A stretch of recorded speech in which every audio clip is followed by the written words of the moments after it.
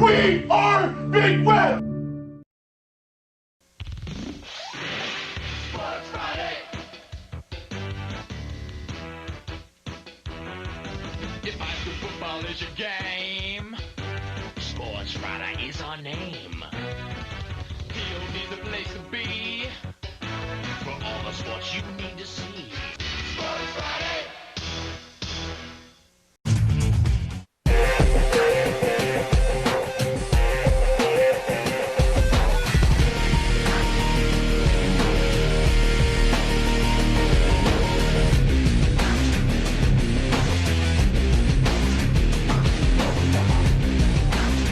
From Fawcett Stadium in Canton, Ohio, it's the Division IV state championship game. The 12-2 Alter Knights from Kettering take on the undefeated 14-0 Steubenville Big Red. Hi everyone, I'm Matt Underwood alongside Matt DeRazio here at Fawcett Stadium in Canton on a gorgeous afternoon for football. I say gorgeous, yeah, it's a little bit cool, but it's dry, and that's the most important thing when you're playing for a championship. You really don't want the weather to play a role, and it should not here this afternoon. Matt, I'm really excited for this matchup because these are the two teams that should be the best two teams in the state in Division IV. Many thought Coldwater would be the team here playing against Steubenville, but Kettering Alter knocked them off, and so here you have the matchup. And Matt, when you look at these two teams offensively, very similar. They both average over 400 yards a game. When you look at Steubenville, they average 38 points a game. Kettering Alter over 40 points a game. Yeah, and they're led by quarterbacks that were co-offensive players of the year, and it's going to be who plays the best today to lead their team to this victory. Talking about the co-players of the year offensively in Division IV, Dwight Macon, the Big Red quarterback, he is only a junior, but how impressive is it for a junior quarterback to complete over 70% of his passes and only throw 3 interceptions in a 14-game season to this point? Unbelievable, so impressive. As a starter, he's 26-1, and he's got another year left. This kid can do it all. Now, of course, you're talking about the Kettering Alter football team. This is a ball club we talked about a little bit in our preview earlier. Boucher, offensively, he's the trigger man. You've got Borland, who runs it downhill. But the guy that Reno Suckosh, the Steubenville head coach, said beware of is the fullback. Somewhat overlooked maybe by some other schools. But Justin Hall, he can average over 7 yards a carry as well. Yeah, he's one of 3 guys in the backfield that can run that ball and are averaging over 7 yards a carry. He's got 9 touchdowns. He's one of those guys, if he's not running the ball, he's also making blocks. So he's someone that you have to be ready for, and you got to be prepared to stop. You know, this Alter attack, it's different in that in this day and age, you're so used to seeing the spread offense, the wide open passing attack, and yet they're a little bit old school. They run that wishbone, and they love to run the football. In fact, I think if they had their way, they'd run it every play. Yeah, and it's led by that senior center, Evan Neff, 3-year starter, and he leads the way. He's going to Ball State D1 star, and if he leads the way, those guys are going to be running all night. You're talking about a team that, you know, they'll run it 300 yards per game. That is very impressive. Now, again, the quarterback Boucher, he's what makes them a different animal of this now because he can throw it, and he can throw it very well. Yeah, he's a great athlete. He can run the ball, as you see, 13 touchdowns, but he can throw it well. 21 touchdowns, only 3 interceptions, and he's big. I mean, he's a big guy with a strong arm. All right, now defensively, both of these teams very stingy. They don't allow many points. They don't allow many yards. So, I mean, it truly is the irresistible force and the immovable object on both sides of the ball here today. Yeah, these defenses, not many returning starters on either one, but the teams have grown up fast, and they've got young guys playing big. Something to remember, Alter very opportunistic on defense. They forced 25 turnovers this year. The Alter Knights have taken the field. We're just moments away from kickoff. Stick around, coming back for the Division IV state championship game in Canton.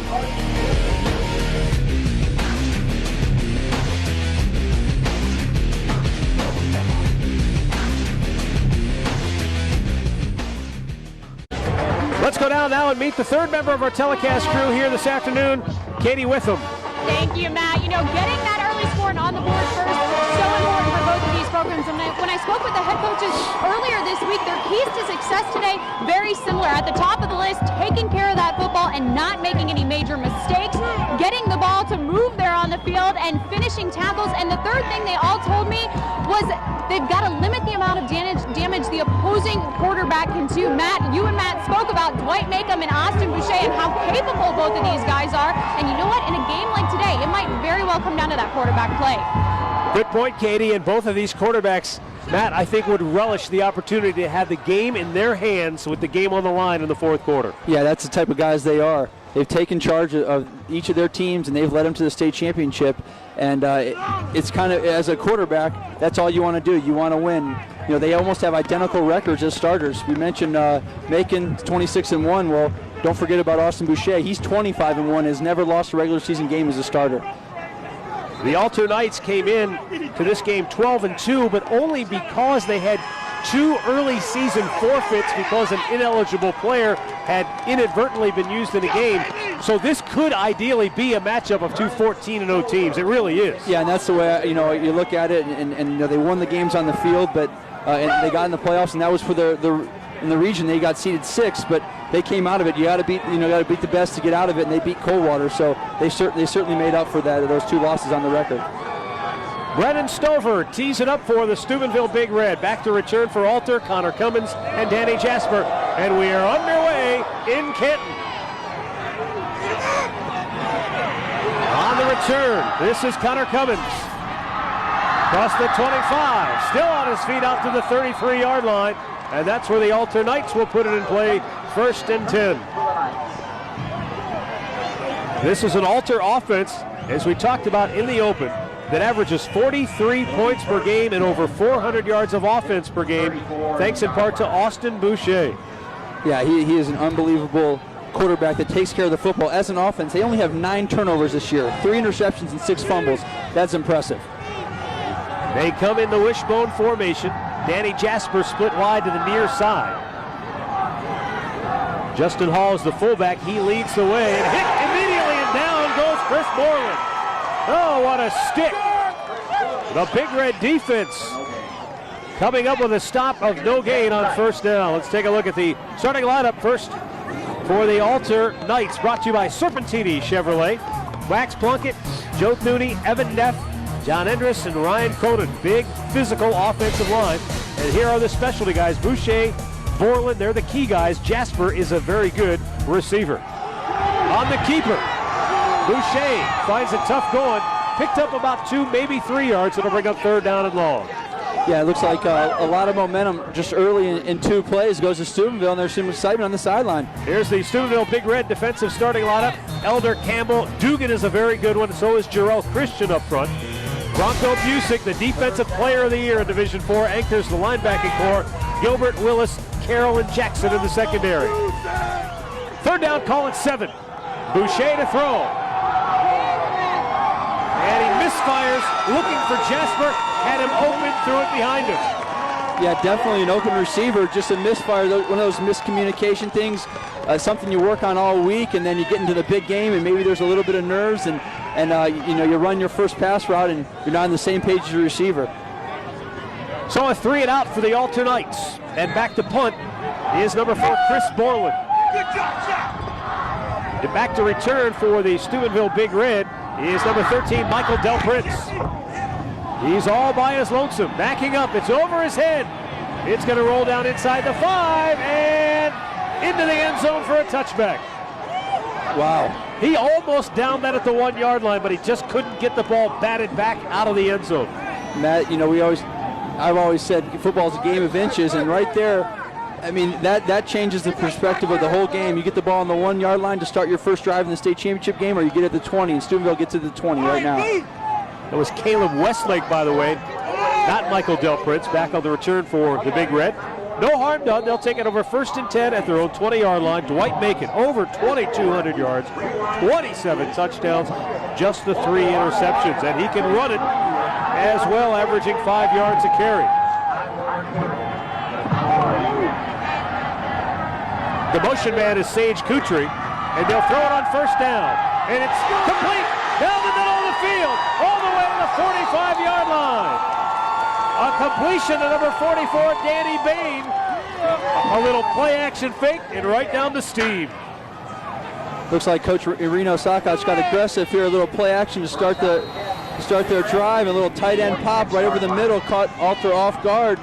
And Bain right up the middle for a big game. That's the way you want to start if you're Steubenville. Bronco Busick starting the game at the tailback spot.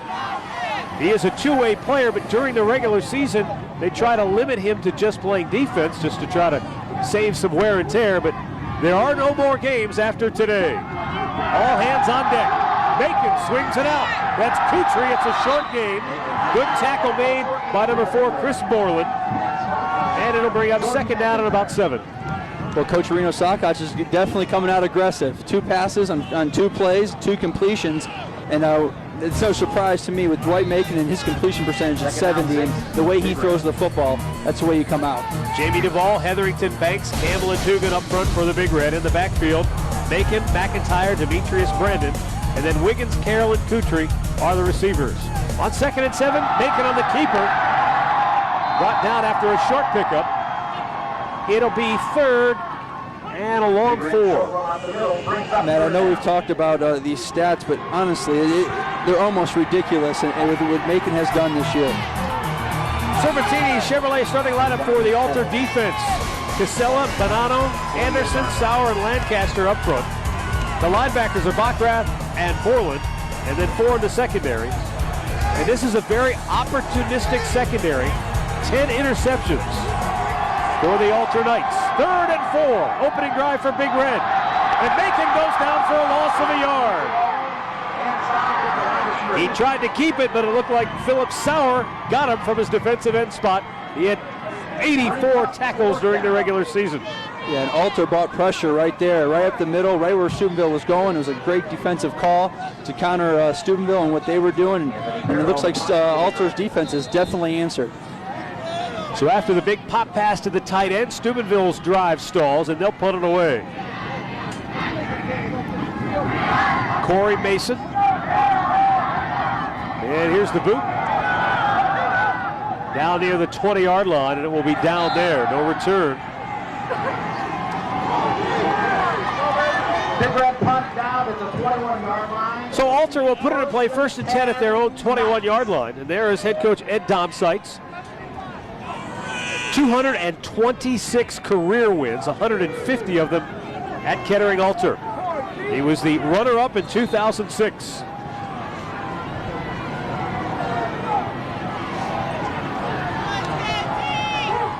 On a 1st down play, Borland in motion.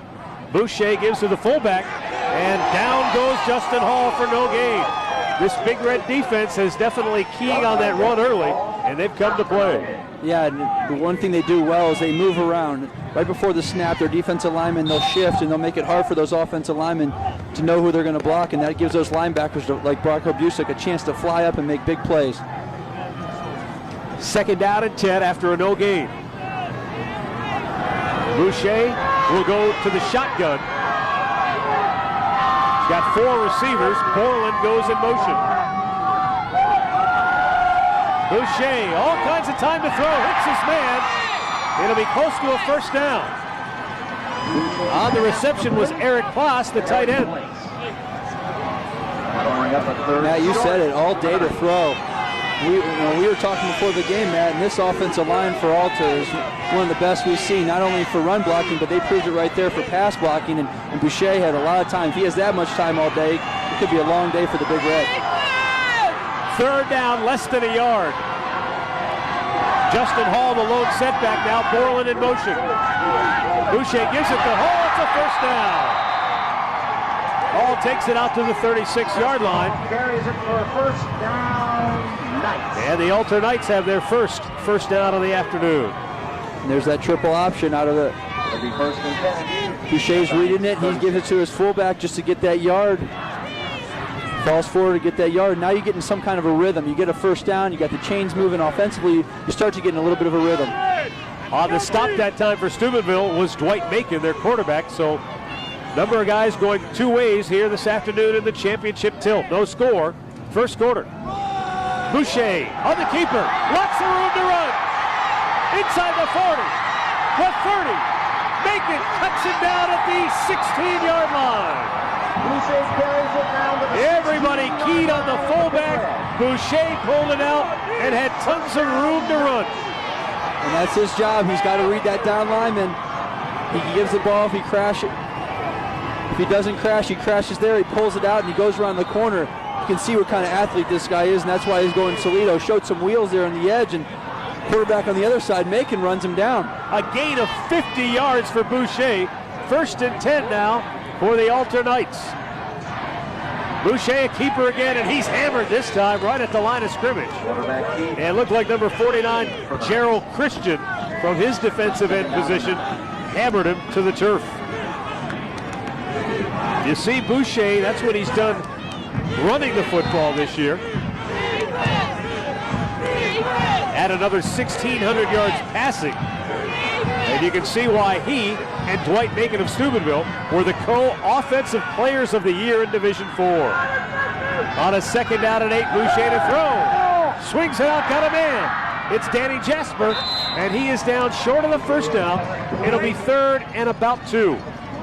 Now, it looked like there might have been a blown assignment there for Steubenville. Didn't get lined up correctly, left a receiver wide open, and someone like Austin Boucher definitely will recognize that right away. I think that was Jasper with a nice catch and nice recognition by Austin Boucher. Looked like they may have caught him in a blitz. Yeah. Just left him a little short-handed in the secondary.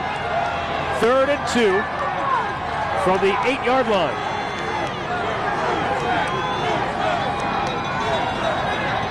Boucher throws to Borland. 1st down, touchdown.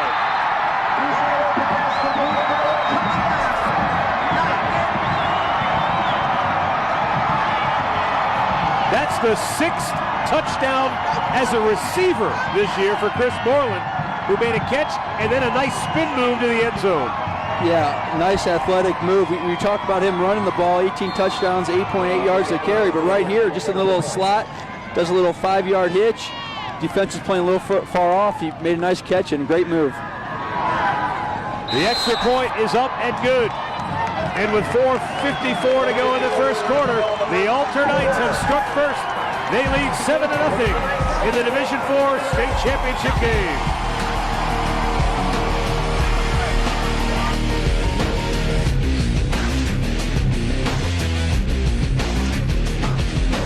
Back here at Fawcett Stadium in Canton, 1st quarter action. The Alter Knights get on the board with a nice 3rd down passing play and a good move by Borland to elude the tackle and into the end zone easily for the touchdown. Now Danny Jasper will kick it away. And a great boot into the end zone for a touchback. It's not like we have a lot of wind today. That was just one whale of a kick. Yeah, that was a great kick. Jasper got a hold of it. Just true athlete, using everybody they can to win this football game. 79 yards on 7 plays. Of course, the big play was the run by Boucher of 50 yards that set him up. And then they punch it in for the touchdown. Dwight Macon breaks the Big Red out of the huddle. I beg your pardon, Macon is not in the game right now. Instead, it's Anthony Pirro who is at quarterback. Bacon's on the sideline, and a fumble. The ball is loose, and it looked like Steubenville came up with it. Bacon is taking snaps on the sideline. I don't know if something happened to his hand while he was playing defense. Meanwhile, Steubenville just avoided disaster right there on the center exchange. Well, there's no question. I mean, as a backup quarterback, and especially with Anthony Macon ahead of you, you're not expecting too many snaps, and I'm sure this week in preparation, Anthony Piero did not get too many, so it showed on the first one. Luckily for him in Steubenville, he jumped right on it. So again, Piero at the quarterback spot. Hands it off to Bronco Busick. He's out to the 26-yard line. It'll bring up 3rd down at about 5. Yeah, you made a good point. There's a lot of guys going both ways that typically throughout this season have not, and it has to be because of this game and obviously trying to take home that hardware and win this championship. So Bronco Busick, who normally doesn't start an offense, has gotten a few carries. 3rd down and 5. Hero working out of the shotgun. He's going to keep it. And he's got a 1st down out across the 30-yard line. Keeps the ball for Big Red. Moves out to the 31-yard line. 1st down, Big Red. Matt, Anthony Piero is a sophomore. coming in right now in the state championship game, 5'10", 150-pound sophomore, picks up a first down after a fumbled snap. That's composure for a young player. Well, you could say that football's in his blood. His dad is a member of the Big Red coaching staff, so it's not that you're ever truly prepared to jump into a state championship game as a sophomore. But as I said, he's a coach's son, so he's ready for the moment. First down carry to Demetrius Brandon. And he's brought down defensively by Chris Backrath of the Alter Knights. For a short game. And there's no question now with Anthony Piero in there, it changed your offense a little bit. Different dynamic. We don't know exactly what he can do as a quarterback, especially to the likes of trying to replace the Division IV Player of the Year on offense. So that's something that not only Steubenville's going to adjust to, but Alter's going to have to do the same. Reno Suckosh, the all-time winningest coach in Big Red history. Piero out of the shotgun, swings it out. Nowhere to go. Trying to cut it up. And Mike Goodwin is hemmed in the backfield. Let's go down for an update. Here's Katie Witham. Yeah, guys, I had a chance to stand over next to Dwight Macomb when he was on the sideline here, and they were taping up the two middle fingers on his left hand. It looked like he might have stubbed them when he made that one tackle. Nothing serious. He is back out there, and I don't expect to see any problems from it, guys. All right, thanks a lot, Katie. Unfortunately, he comes on the field in a 3rd and 9 situation. He's got 4 receivers and Bronco Busick in the backfield. He's going up, he tucks it, he'll take it. Look out, 40, 50, out of bounds at the 44-yard line. Matt, he is a difference maker right there. He comes in on 3rd and 9 and makes something happen. Looking downfield, trying to make a play, and does it with his legs. The key to that was that his eyes were downfield, trying to find a receiver when there's no one there, made a great decision, got downfield, got the first down, and got out of bounds. A gain of 26.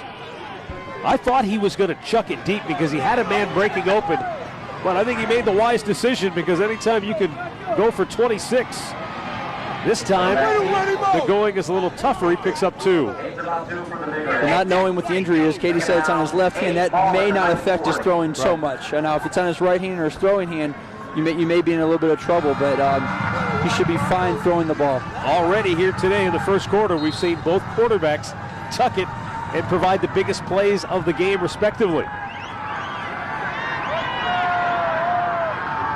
Bronco Busick trying to push the pile.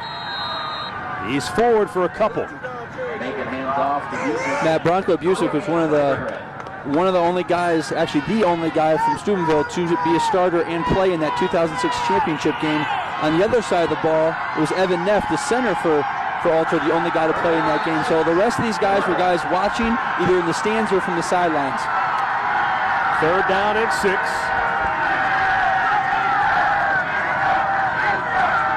Dwight Macon getting the play from the sideline. Busick shifting over to the right. Now the tight end slides in motion. Here's Busick inside handoff. He's down on the 34-yard line. He'll be short of the first. Yeah, he's going to be a little bit short, but there's no question they're going for it. This may be the final play of the first quarter. They don't have to run a play if they don't want to. They can let the clock run out. But we'll see what Macon decides to do. 4th and 3. They have to get across the 32-yard line, and Macon will let the clock run out, and they'll have a 4th down play when we start the second quarter of action here at Fawcett Stadium in Canton, where after 1 quarter of play, the Alter Knights lead the Steubenville Big Red 7-0.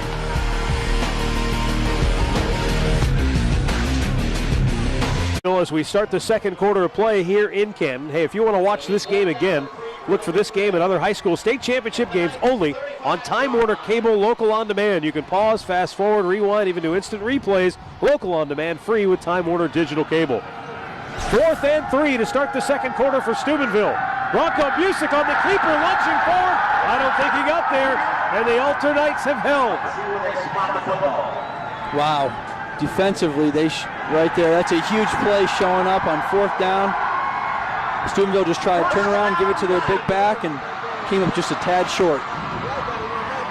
So the Alter Knights will take over first down at their own 33-yard line. Scott Anderson, number 56, a 6 foot, 200-pound senior defensive tackle, trying to bust up that play. And so now Austin Boucher and the Alter Knights back to work offensively. Boucher had a 50-yard gallop in the first quarter that helped set up their first touchdown here today. They'll go wishbone formation. Play clock down to 1 second and they call timeout. They were a little late getting out of the huddle. Actually, I think what happened, Matt, it looked like they were a little late getting the play from the side, and it just put them behind. Timeout, Kettering over. Their first charge timeout of the half. Yeah, and made a right decision right there. You call timeout. You got 3 of them. You're in the second quarter. You don't want to go 5 yards back. You make a good decision. Call timeout. Now get the play you want and get everybody lined up the right way. All right, let's go down for one of our Farmers Insurance sideline reports right now with Katie Witham. Thanks, Matt. I'm here with Farmers Insurance agent Robin William. Robin, you guys have really been an integral part with the OHSAA and STO just the last couple of years, but your reach goes a little further. You're definitely involved with Ohio high school sports here, but not many people probably realize that the reach goes further than just the Buckeye State. Can you tell me more about that? And actually, we have been involved with the Ohio High School Athletic Association now for the last 2 years, and Farmers plays an integral part in the community in which we are involved with. We are currently involved with in 16 of the 29 core states, and we are just committed to being involved with our communities and supporting again the high school athletics with over 330 student athletes and 840 of the core schools here in Ohio. So, thank you, Robin, so much for your partnership and your support here today. If you'd like more information, please contact your local agent or district managers for more information on our programs that we offer. Thanks, Robin. Thank you. Guys? All right, thanks, Katie. Second down and 5 for the Alter Knights. Austin Boucher working under center. Justin Hall, the lone setback, now Borland in motion. Keeper, nowhere to go. Oh, he was hit immediately. And a good stop defensively for Steubenville. Looked like Shaquille Petaway from his outside linebacker spot got in there and blew up that play. Yeah, and Shaquille Petaway has had an unbelievable season. Just a sophomore, 6 foot, 170 pounds, 97 tackles, 17 tackles for loss. And this is a guy that's young but playing big. Reno Suckoff said, we had a lot of sophomores starting this year, but he said, I didn't want to talk about it because I didn't want them to think they were that young. And now 14 games into the season, he says, they're no longer sophomores. Boucher to throw. All kinds of time. Room to run. Finds an open man, it's Hall, and a first down at the 43 of Steubenville. Justin Hall, the fullback out of the backfield, made a nice catch. It looked like he adjusted his route, found some open room to operate. Yeah, and that's a nice job by him adjusting because there was no one open initially. And Boucher, with so much time, great protection, just staying in that pocket, surveying the field, using his vision. I'll tell you what, he never panicked. He kept calm feet and threw a nice ball there to pick up the first down. At the 43 of Steubenville. Clock moving, 10:24 to go, first half. Movement. And this is going to back up the Knights 5 yards. Right on the play.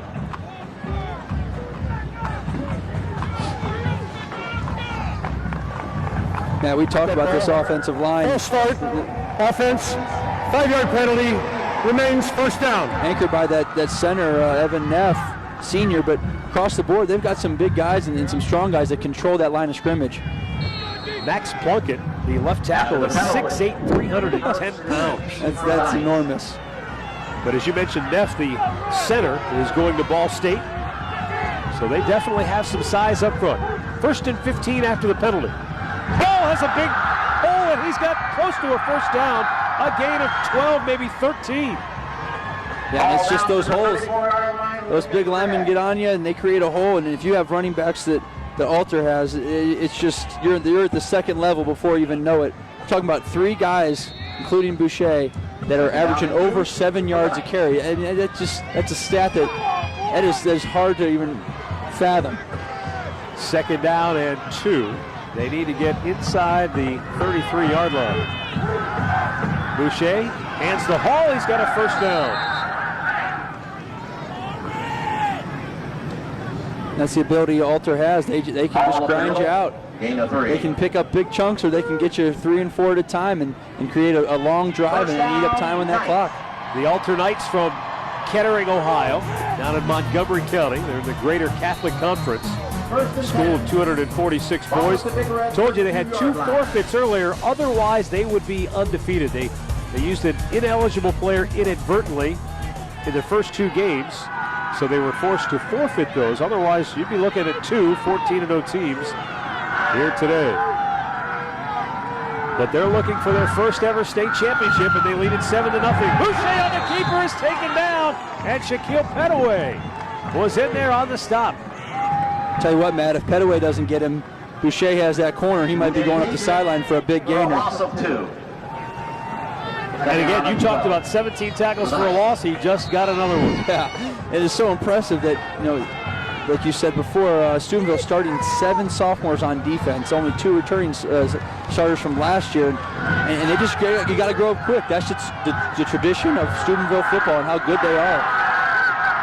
2nd down and 12. Boucher, look out, blitz, he gets away, throws it downfield, and it is incomplete. He short-hopped Cummins. Connor Cummins did a nice job coming back to the ball, but he just couldn't quite get enough on it because the blitz was in his face. Yeah, that's tough to throw off your back foot, especially a lefty going to your right there. Petaway coming up the middle, and Boucher does a good job avoiding him, but there's another guy coming after him and another one after him, so you got to get rid of that football. And he did a great effort, just a little short. Brings up 3rd down and 12 for the Alter Knights. Cummins on the far side. Danny Jasper, their leading receiver, is flanked to the near side. Boucher, here comes the rush, and he throws it away. Good pressure brought by Devon Campbell, the defensive tackle for Steubenville, who came in with 3 sacks, nearly had a 4th. Yeah, now, right here in these last few plays, Steubenville is putting a little bit of pressure on Alter with the blitz and with those guys up front, just doing a great job getting pressure. So Steubenville will force a 4th down situation, and Borland on to punt it away. Dwight Macon, the Big Red quarterback, is back to return if it's short enough. You would imagine he'll boot it right into the end zone, angling it towards the sideline, and a great job. It goes out at the 9-yard line. Excellent job by Borland, almost like a lob wedge. Yeah. Unfortunately, not one that I've ever hit, but no, that's he's just an unbelievable athlete. We talked about him. He's going to Wisconsin to play running back there, and can play special teams and help his team win. And to just pooch one right there, we saw him warming up, and I saw him warming up punting. I'm thinking, who is this monster punting the ball? And it's one of their best players in Chris Borland. It may sound trite, but what you have in this game here today is a lot of football players. Yes. Guys who can play quarterback, defense, wide receiver. It doesn't matter. You got a lot of good football players on the field here today. 1st and 10 from their own 9. Macon wants to throw. Look out, heavy rush. A little high on the toss. On the far side, he was looking for number 15, David Anderson, but a little tall. Tell you what, Matt, that was a close one right there. And as a quarterback, your heels are on the goal line. You look like a safety potentially, and you're very elusive, avoiding the rush, and does the smart thing, just throw that football away. 2nd down and 10, 8:03 to go first half.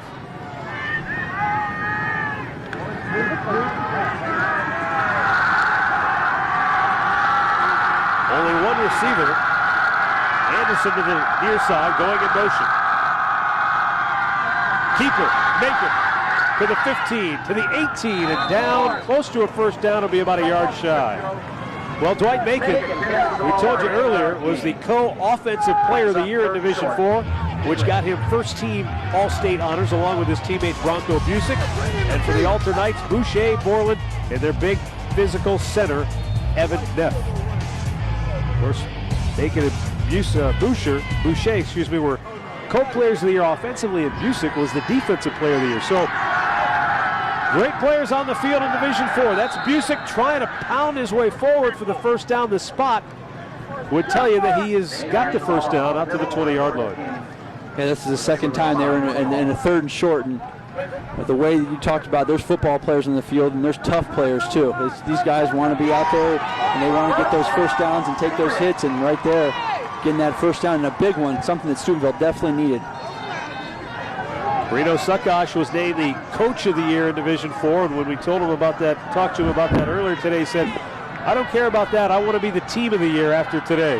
Yeah, that was a pretty good quote. I like that. I liked when he said that. Dwight Macon looking to the sideline to get the play. Play clock down to 3 seconds. Just did get it off. Macon looking to throw, now runs. Gets outside and gets a first down. How about that Houdini act? I'll tell you what, we were looking at the stats, 30-70 pass to run, and Coach Suckosh was thinking, wait a second, I think we're a little more balanced than that. Well, the reason is you call passes, and then you got a quarterback like this that can just make plays when there's nothing there, get downfield, make people miss, and just pick up chunks of yards after chunks of yards. That was straight backyard football at its best right there. He took an absolute zero of a play and almost turned it into a first down, 2nd and inches. Brandon flanked to the right of Macon in the backfield.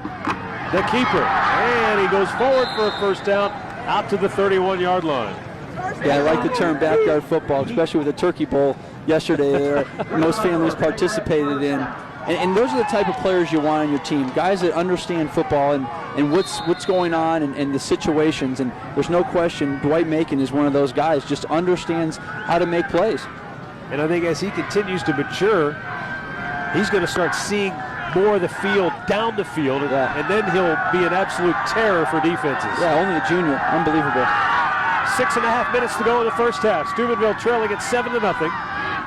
And on a first down carry, this is Demetrius Brandon out to the 35-yard line.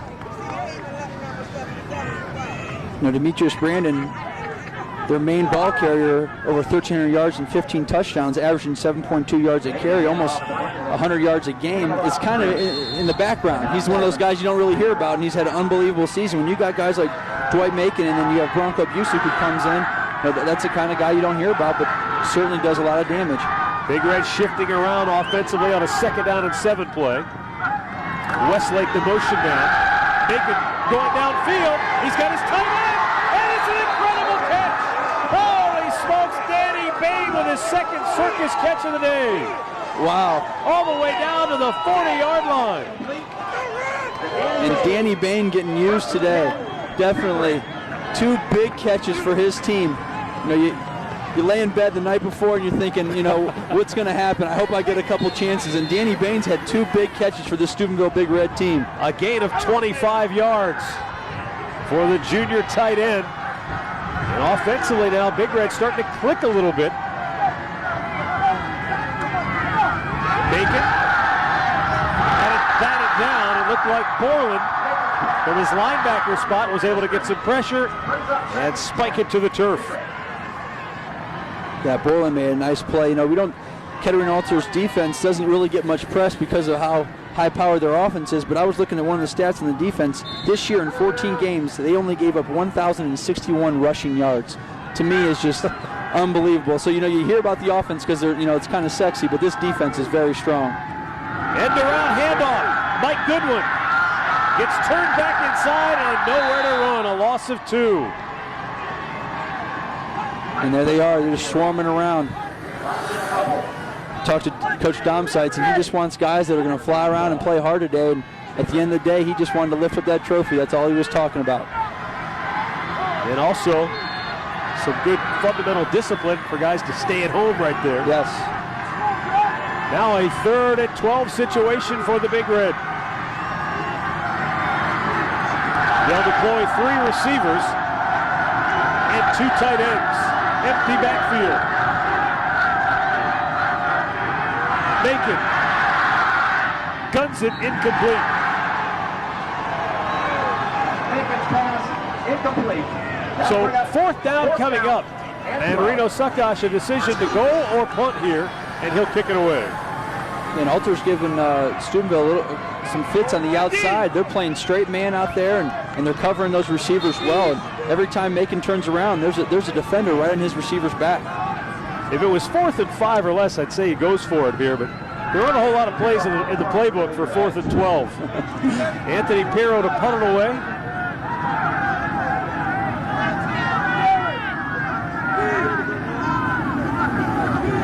Left-footed boot. Inside the 10, it hits at the 2 and into the end zone for a touchback. We've got a timeout here at Fawcett Stadium in Canton. 4:33 left to go in the half, and the Alter Knights lead the Steubenville Big Reds 7-0.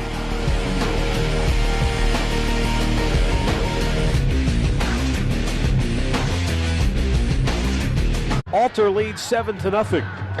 Get in the game during the state football championships by watching live streaming video complete with in-game stats, real-time chats, photos, and more. OhioHighSchoolSports.com, where high school sports play. Austin Boucher leads the Alter offense out of the huddle at their own 20-yard line. Wishbone formation, and he'll give it to Borland. He gets away from his first tackler and leans forward for a gain of about 3. At times that wishbone is set up for the triple option, and other times it's set up for 2 guys to block and give it to your best runner there, Chris Borland, to try to find a hole and get those big legs driving to get a couple yards. By the way, that drive that Steubenville had started at their own 9-yard line. They went 59 yards in 11 plays, ate up 7 minutes and 24 seconds, but wound up with no points.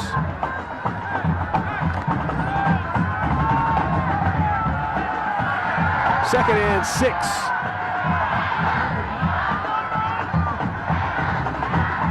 Boucher gives it.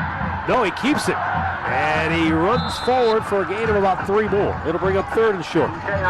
Now, one thing about that option, it's hard to defend and it's hard to prepare for. In a week, it's really hard to simulate that. Yeah, right here, right. You know, Boucher does a good job pulling it out, reading it well, and getting upfield. But as a defensive player, it is really hard to prepare for that.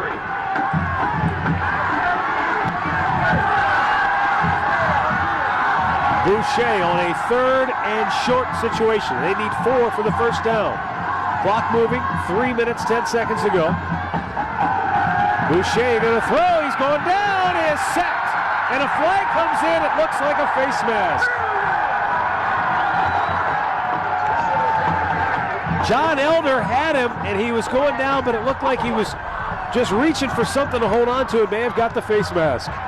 Yeah, Elder got in there quickly. He made a nice move at the line of scrimmage. It was right in Austin Boucher's lap, but Boucher ducked down, and it was kind of one of those where the hand was going up to make the tackle, and he grabbed onto some face mask.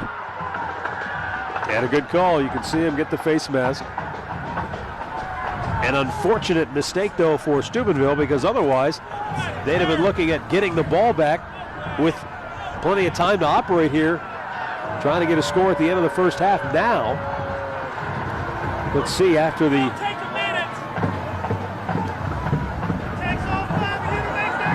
Oh, okay, it's not the 15-yard penalty.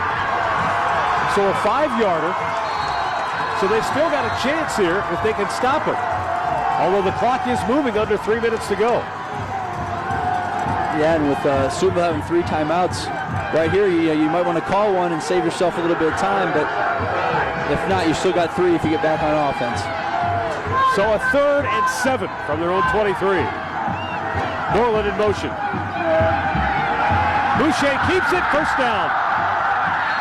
And then the ball popped loose. He fumbled it. But it goes out of bounds. And the Alter Knights maintain possession. And a first down carry. That's a big 3rd down conversion right there, because if you give Steubenville the ball back with 2.5 minutes, well, luckily for Alter, that ball goes out of bounds. In fact, Chris Bullen does the smart thing and swats at it and knocks it out of bounds. Like Jordan Meyer was the man who knocked it loose. So a 1st and 10. Boucher over the middle, behind his receiver, but Borland makes the catch, and another great spin move. A gain of close to 9 yards. you always wonder, like, why do these guys get Division I scholarships, and what do they look like, and how do they play? And this is how, right there. We're talking about a fullback who makes a catch as he's running one way, reaches back with one arm, not only makes the catch, but also avoids a tackler and makes a spin, and that's a Division I athlete right there. Busick was a little slow to get up for Steubenville. He's the middle linebacker defensively. 2nd and 1.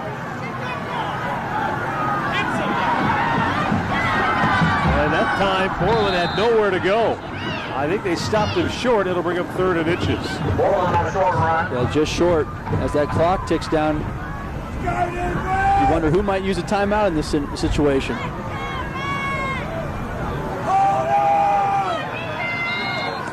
That'll bring up 3rd and 4. Well, 3rd down, less than a yard. And Domside's taking his time. He's got the 7-0 lead. If they get the 1st down, then he may go for broke. Yeah. Justin Hall, the fullback in that wishbone, and now Borland in motion. The keeper, Boucher, didn't get it. It's going to depend on the spot after he leaned forward. Initially, the initial surge looked like they pushed him back. And where they spot the football, he looks like he's got the 1st down. Yeah, it looks like he has the 1st down, but in the process of getting that 1st down, a lot of time ran off that clock, and you wonder if they're going to get him some kind of hurry-up offense and see if they can't put something together, because that clock is ticking. It's ticking fast. He literally just fell backwards into a 1st down right there. So a minute to go, clock moving. Boucher guns it to Danny Jasper. He's up to the 50-yard line. Tackled on the play by Jordan Meyer. And now the Knights go to hurry-up mode with the clock running and 45 seconds to go. And Boucher looks comfortable throwing that football and running the football. He's certainly the complete package. He's got time. It's Jasper, 35, 30. Ball pops loose, Big Red has it. That was Dwight Macon who caused that fumble too. Did not give up on that play. Well, I don't know that Steubenville will make anything out of this, but he may have just saved them some points for sure. Oh, absolutely. What a catch by Jasper and a great move. But there's Macon not giving up and getting that ball out. What a play by Macon. Shaquille Pettaway came up with the loose pigskin for Steubenville. But you're right, it was Macon who got his hand in there and ripped the ball out.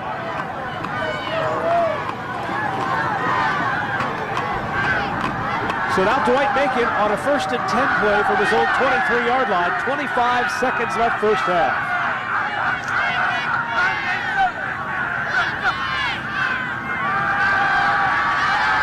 He's going to check it.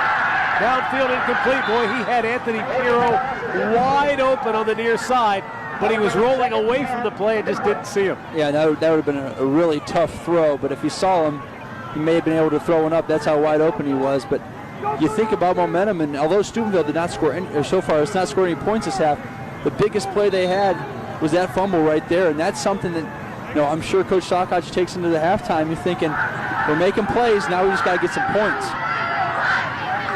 20 seconds to go, 2nd down and 2.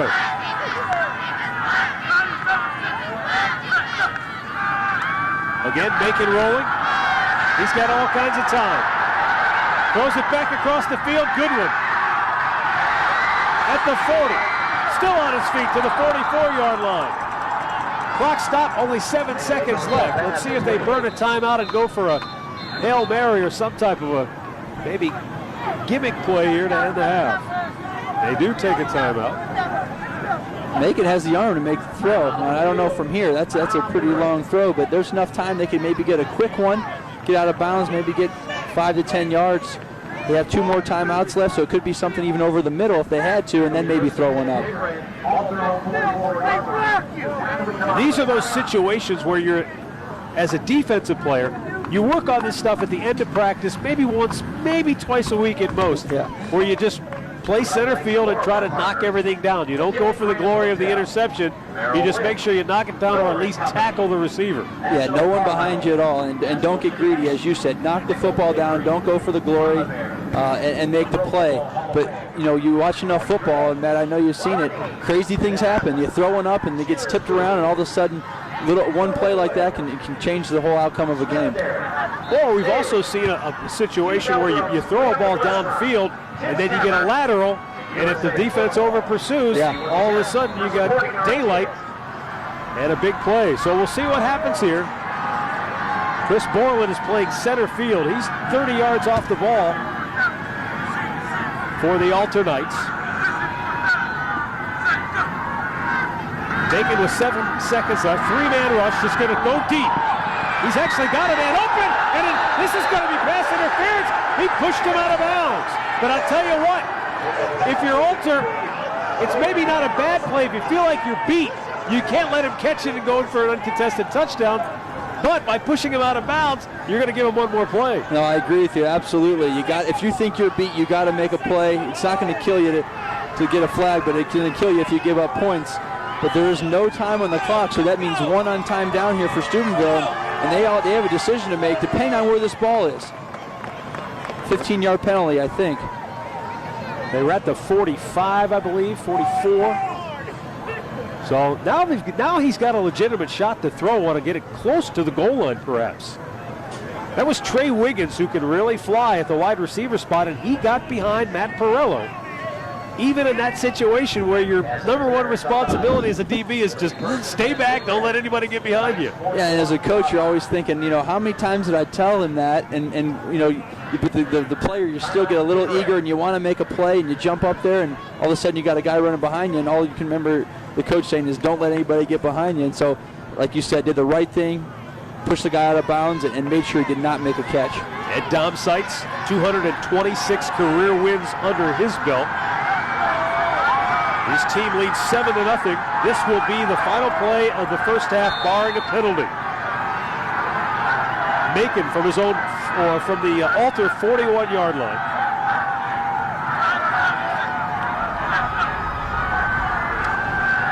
Three-man rush for Alter. Macon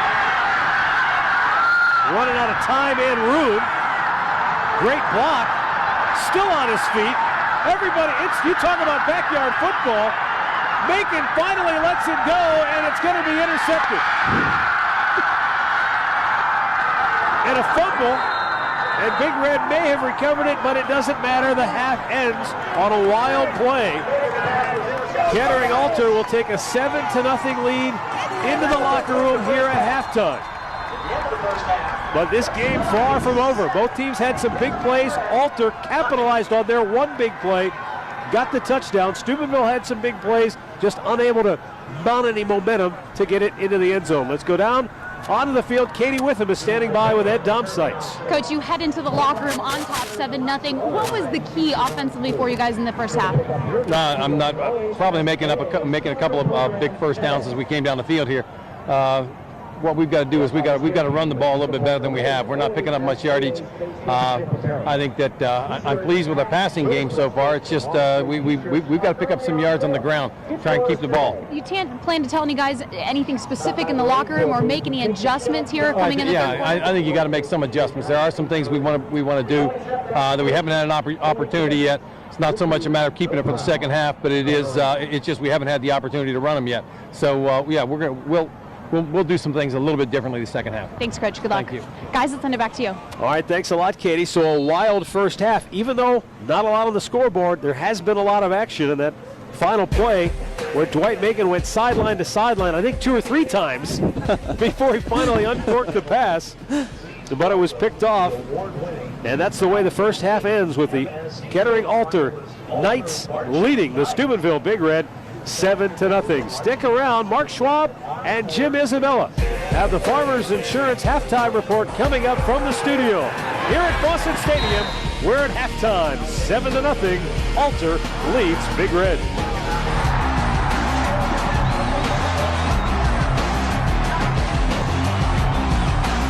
For the Division 4 game. Well, I'll tell you, this is something one of the teams has to work on, or something has to fix. Alter has a few more rushing yards than Steubenville, but all in all, it's been a fairly evenly played first half. I think for Steubenville, though, offensively, they haven't been able to get enough consistency to put points on the board, and that's the bottom line. Yeah, no rhythm for Steubenville. They've just kind of been hit or miss, a couple good plays and then a few bad ones to follow. And you got to credit Alter's defense. They've only given up 9 points a game this year, and they came to play today. Well, the Steubenville Big Red trying to win their 3rd state championship in the last 4 years, but they're trailing 7-0 at halftime, and their head coach Reno Suckosh none too happy about it. Stick around, the exciting second half is coming up next.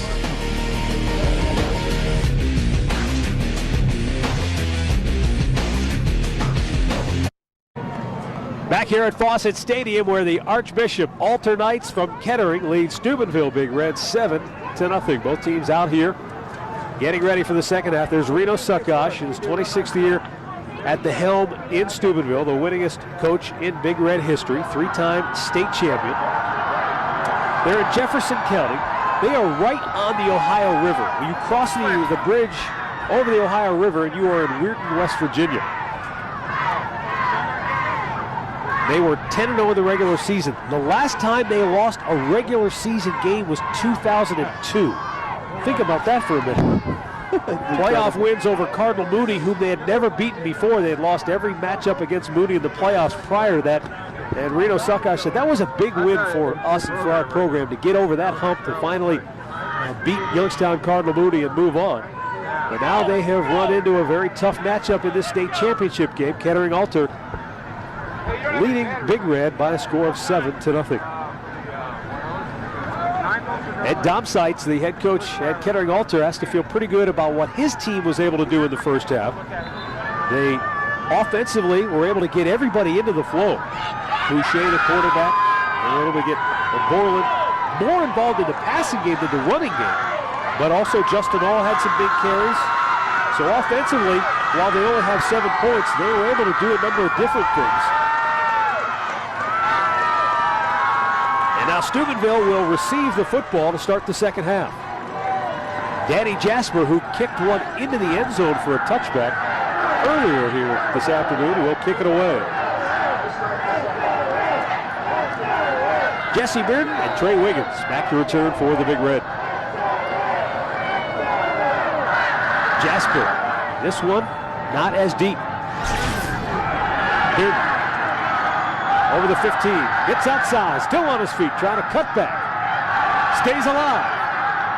And out to about the 23-yard line where Steubenville puts it in play, 1st and 10.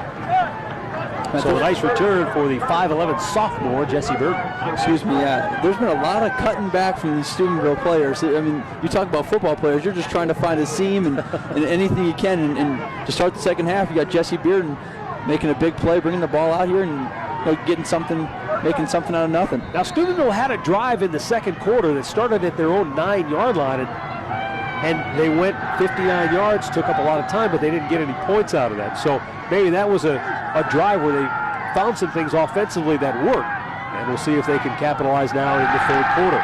Looking for Sage Kutry, he's got him, and it is caught over the 30 to the 31-yard line, or was that Danny Bain again?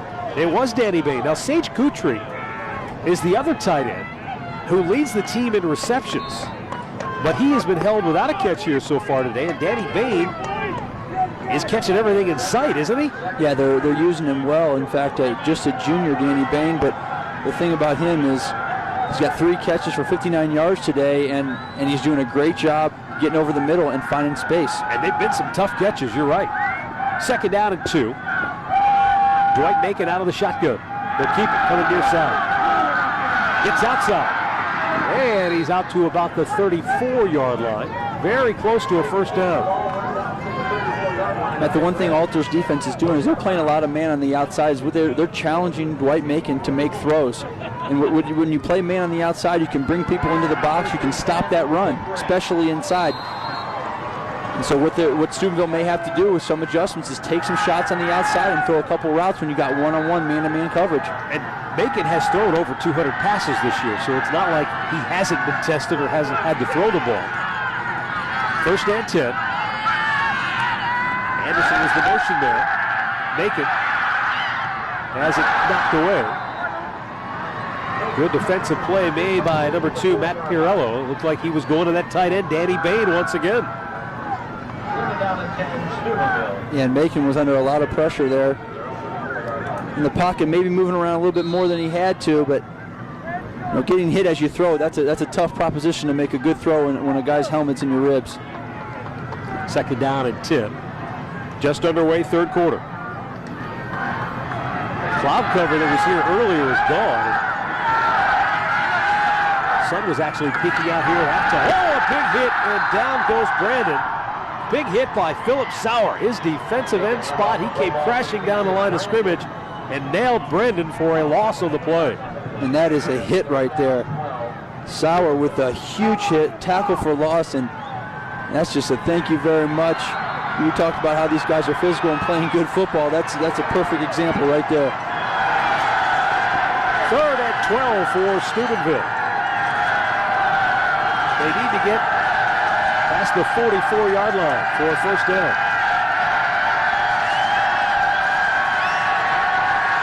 Empty backfield.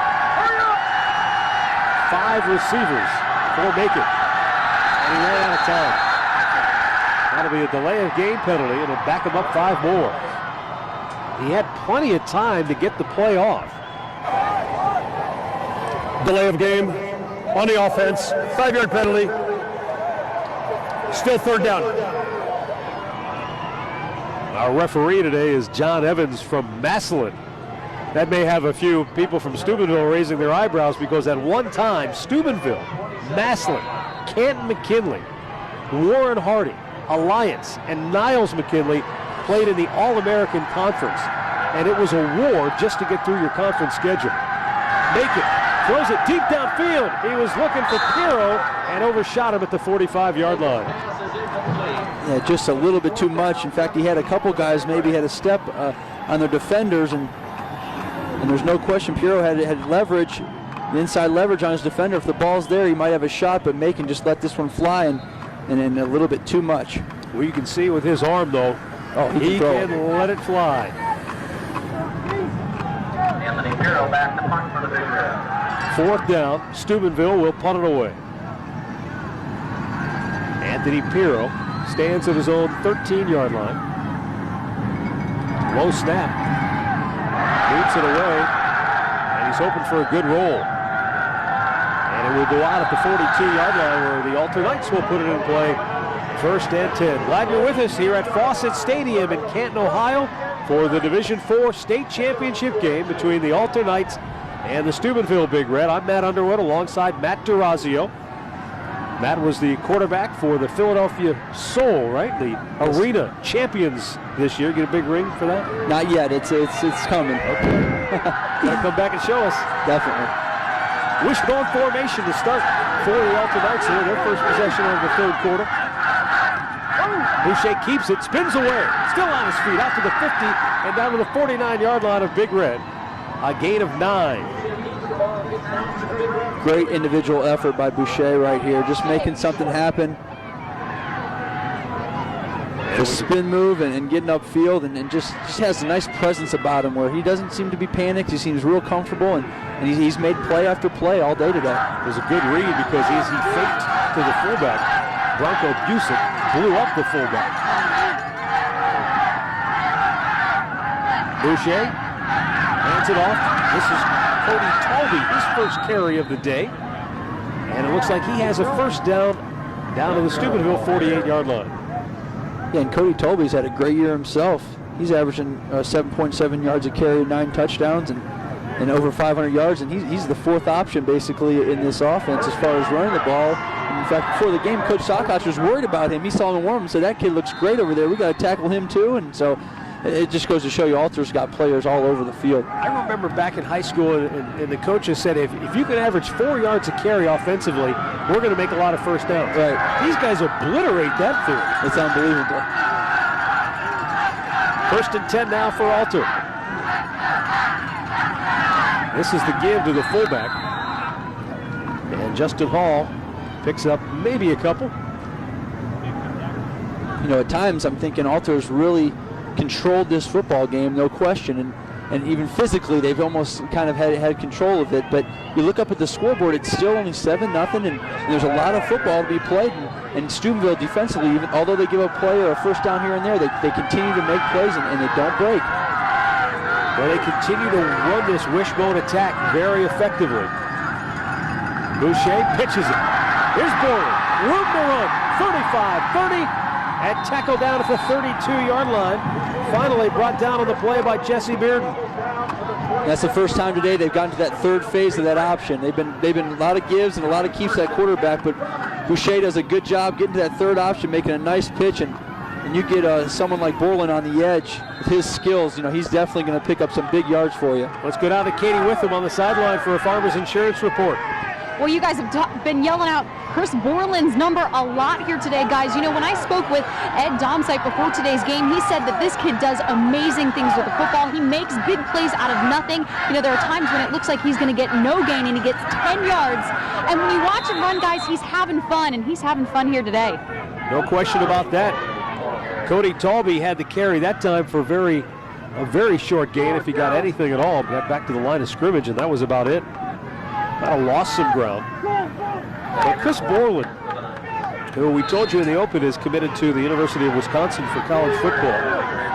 Over 8 yards a carry, 18 touchdowns, but I've been very impressed with his pass-catching ability here today as well. Pitch out, Talby trying to get the corner, 25-20, and he's got a first down.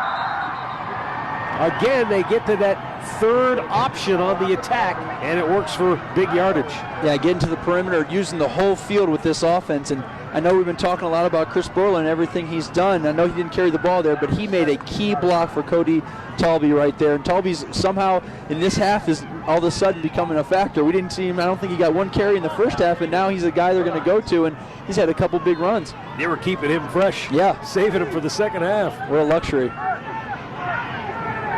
Apparently they said he stepped out, Matt, before he got to the 17-yard line. So it brings up 3rd and inches. The pitch out. Borland, 15 to the 10 and down to the 9. Fumble! Macon has it, but the referee said his knee was down when the ball came out. I'll tell you what, by Borland's reaction, he thought he fumbled it, because when the ball came out, he was hustling back to get that ball, but the official was right there and he made the call immediately. Well, let's take one more look at it.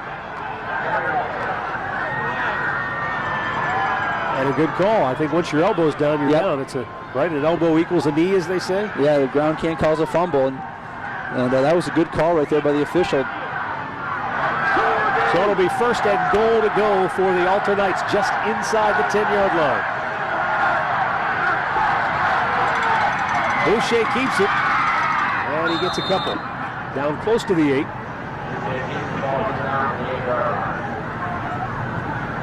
Although he only got a couple there, he's got a big frame, 6'2", 205, and he kind of dragged a defender there, even though it was only a yard or two. This is the type of guy that's not going to get tackled for a loss. If he's got a chance, he's going to fall forward and keep those legs driving with that big 6'2", 203-pound frame. Right now, if I'm a Steubenville defensive back, not only do you have to be worried about run support, but you've got to be worried about a play-action fake and then finding the guy wide open in the end zone here. 2nd down and 8. Boucher pitches wide. Talby down to the 5 and stuck there. Ball came out, but again, they say he was down on the play. But that interesting stat coming into this game. Altar has fumbled the ball 22 times, but only lost at 6. And I know with the option, there's a high percentage of maybe having a fumble, but even so, you got to carry. That ball may have been coming out. You got to take care of that football no matter what it is. As a coach, you never want to see that ball around and leave it up to the officials to make a call. So far, the officials have called him down twice. I'll tell you what, they've both been close. Isaiah Willis putting the hit on. 3rd and goal for the Altar Knights. Wishbone formation. One receiver near side. Boucher keeps it. And he is into the end zone for a touchdown. Austin Boucher on the keeper. And Kettering Altar is out to a 13-0 lead. And what a drive right there. That's just wearing the other team down. Just wearing them down with the running game. pounding those big linemen on those defensive linemen and getting yard after yard and coming out. And the first drive of the second half for them is a big one. The extra point attempt by Danny Jasper is up and good. And it's a 2-touchdown lead for the Kettering Altar Knights, as Boucher rode the fullback and then pulled it out.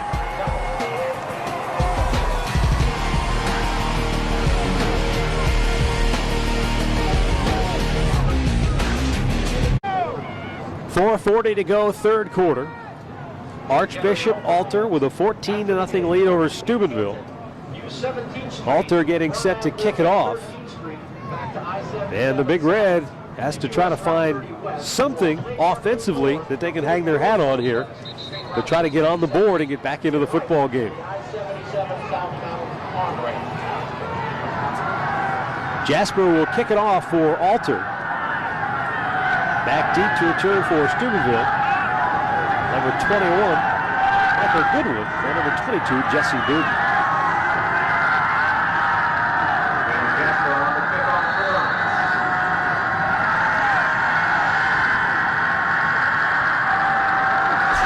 Jasper with a good boot. And again, it's into the end zone for his second touchback of the afternoon. So we'll take it out to the 20-yard line where Steubenville puts it in play.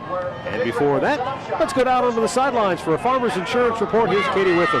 Thank you, Matt. I am here with the Assistant Commissioner of the OHSA, Steve Neal. Steve, one of your areas of responsibility is securing corporate partnerships. Can you tell me a little bit more about that program? Yes, we're very fortunate to have a pretty good partnership platform as well as a marketing platform by which we're able to get opportunities for companies to really do outreach and education programs with all the student athletes across the state of Ohio. And we have over 1,600 member schools that we do programs with, and a lot of the companies such as Farmers Insurance Ohio, HSSports.com, and Sports Time Ohio has really kind of gotten behind our corporate partnership platform. Now, for all of those CEOs that are out there watching, how can they get involved and work with the OHSA? Well, I mean, it's pretty simple. I'm the guy.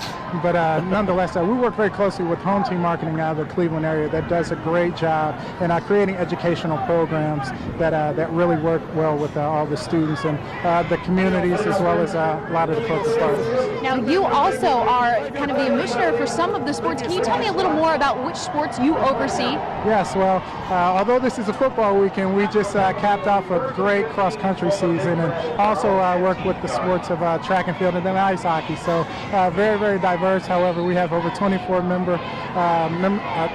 sports over all of our sport programs. So we're pretty lucky to have such a great storied tradition and history of sports here at the OHSA. Thank you so much, Steve. Guys, let's send it back up to you.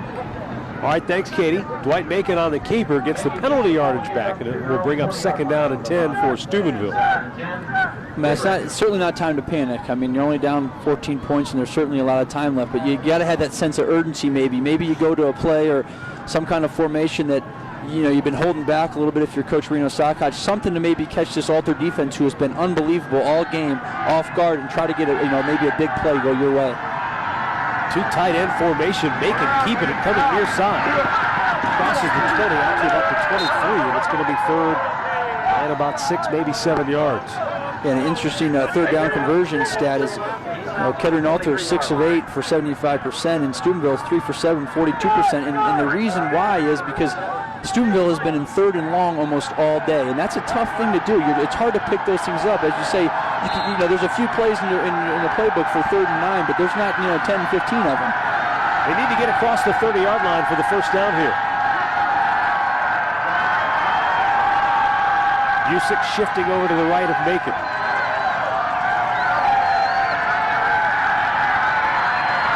Looking downfield and throws it out of bounds. And a penalty was thrown late. I think they had an ineligible man downfield. That looked like maybe it was supposed to be a screen play, but the timing was messed up. Yeah, the screen was set up. Altar read it. They were all over it, and linemen were downfield, and there was just nothing you can do. The only thing that Dwight Macon can do is maybe take off and run. During the play, we had ineligibles downfield on the offense. A penalty will be declined. 4th down. So a 3 and out for Steubenville, and Anthony Pirro on the punt. besides a few broken plays here and there, Alter has kind of been one step ahead of Steubenville defensively all day. They have right there, they no blitz. They kind of play a little soft coverage and read that screen perfectly. I can't afford to lose like this. Let's go.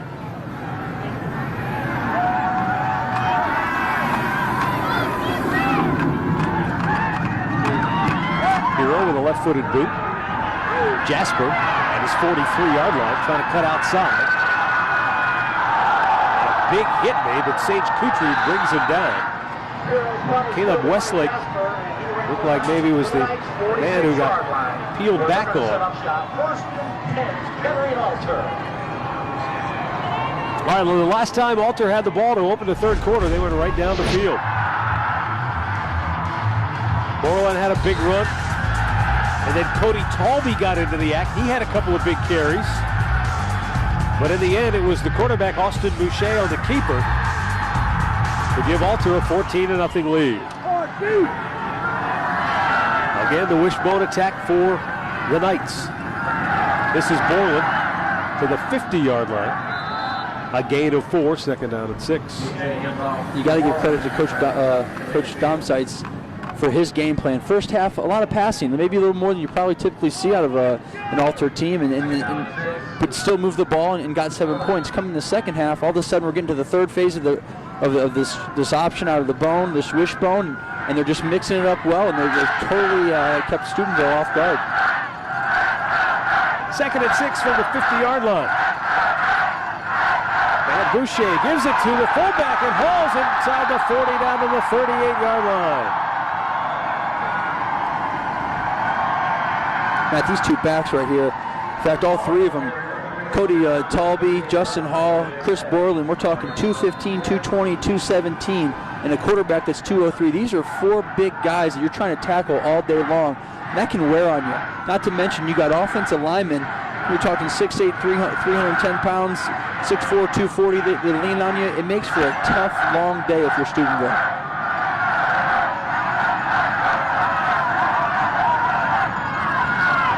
Here comes Borland. Tough sledding that time.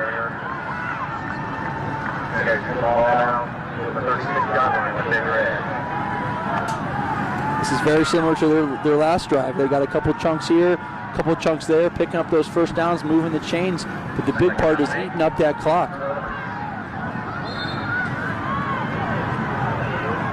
Second down and call it 8. The Alter offensive line has done a terrific job here today, opening holes and pushing the pile forward. They give it to the fullback. And a short game will bring up third down. Now, when I talk about simulating the wishbone look and then the option, it's tough because you're talking about a scout team that's trying to read off of a card, and they really don't understand the concept of maybe of who I'm supposed to read and who I'm supposed to give it to. So you're not really throughout the week getting a true look. So defensively, if you're Steubenville, this is maybe a whole new thing, and then not to mention the quality of players that Alter has running it just makes it that much harder. Well, in this day and age, you just don't see it. Right. 3rd and 5. Keeper Boucher flips it. Borland cutting it back.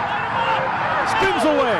Down to the 30, 29-yard line, very close to a first down. Boy, did he make something out of nothing right there.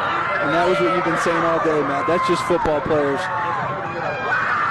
Boucher pitches it, probably doesn't need to. After he does pitch it, tries to get a block. Look, he's looking for somebody.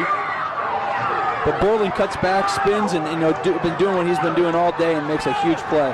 They mark him down at the 30. They have to get inside the 28 for a first. And that's going to bring to an end the third quarter of play here at Fawcett Stadium in Canton. 1 quarter of play left to decide the Division IV state champion. We'll be back with the conclusion next.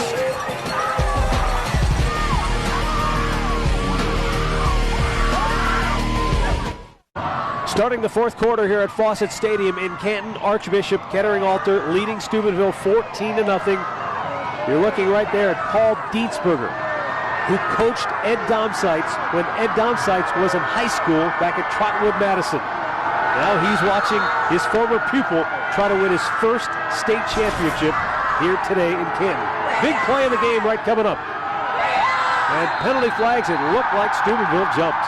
Man, oh man. They went with the hard count, and I think it worked. The referees convene.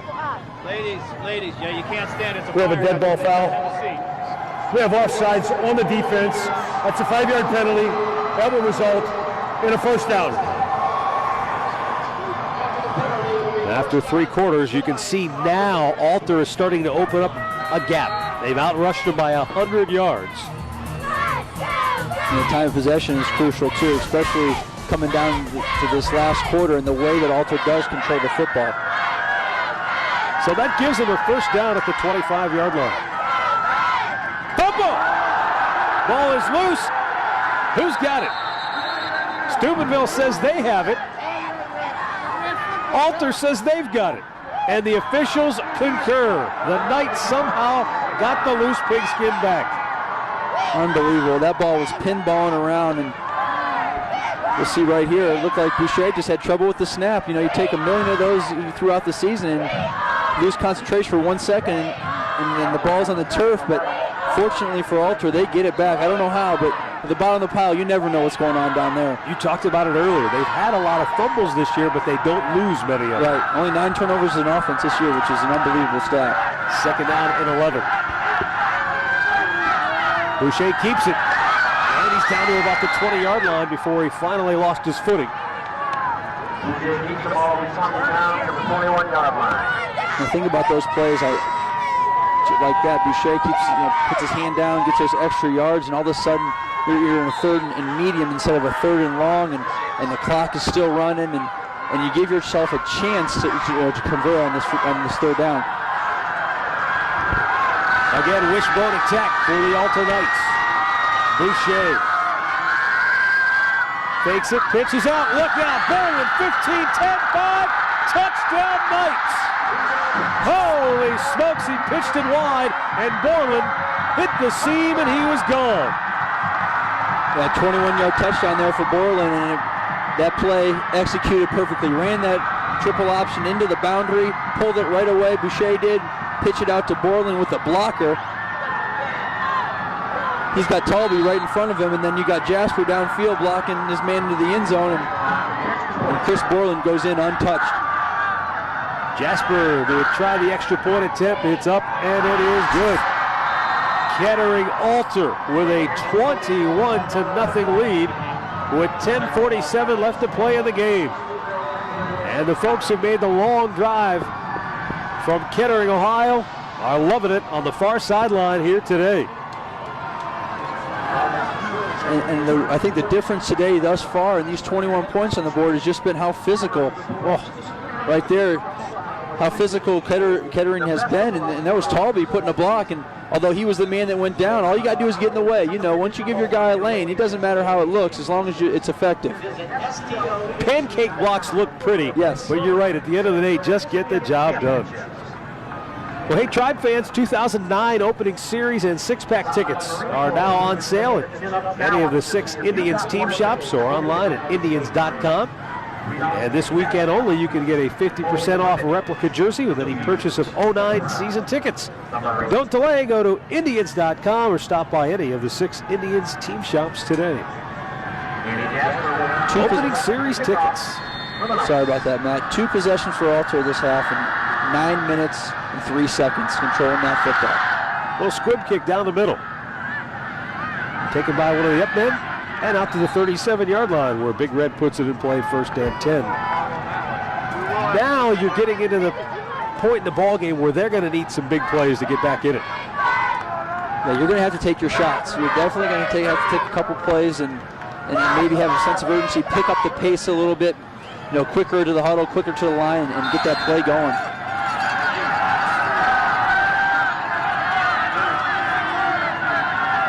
Bacon, empty backfield.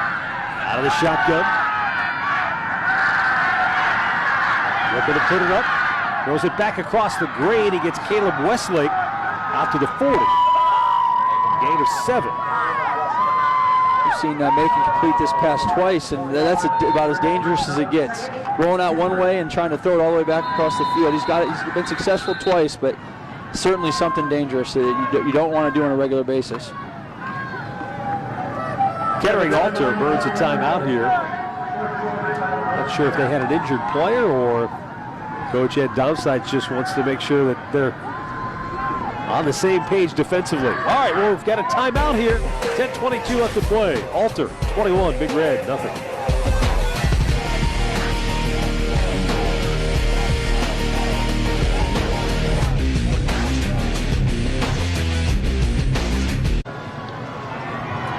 Second down and 3 from the 40-yard line. Fourth quarter action, 10:22 left to go in the game. Steubenville needs to score and do it in a hurry. Dwight Macon from the shotgun, keeps it himself. He's got some running room, crosses the midfield stripe down to the 45 of the Alter Knights. You know, Steubenville's closest game they had all season came in the playoffs a couple of weeks ago when they beat Youngstown Cardinal Mooney 28-16. So when you get into a situation like this where you've never trailed all season long and now you're down 3 scores, you know, from a play calling standpoint, from a execution standpoint, you're in territory you haven't been all season long. Absolutely, don't know what to expect, and some of these guys, you know, are young guys that certainly have never been there. Macon going deep. He's got a man. Goodwin 20. Oh, and he dropped it. Oh, he had room to run. He was probably gone to the end zone. Oh, my Goodwin will wake up in the middle of the night wondering how this one was unable to be hauled in. Yeah, little wheel route out of the backfield there by Goodwin, wide open, and a nice play call. Just that's kind of been the story for Steubenville today. Drop passes, penalties at the wrong time, not being able to fall on the fumbles that are on the on the ground, and this has been their story. It's been Alter all day today. The ball has bounced their way today. The little things start to add up big at the end of the day. 2nd and 10. Macon going to roll far side. And is it complete? Yes, a nice catch made on the far side by Brandon Carroll. He did the tightrope act to get at least 1 foot in bounds. Yeah, nice throw and catch. Rolling out there to the left, getting your shoulders square and making a nice throw right in the money, getting the foot down and having the concentration to make that catch. First and 10 from the 33.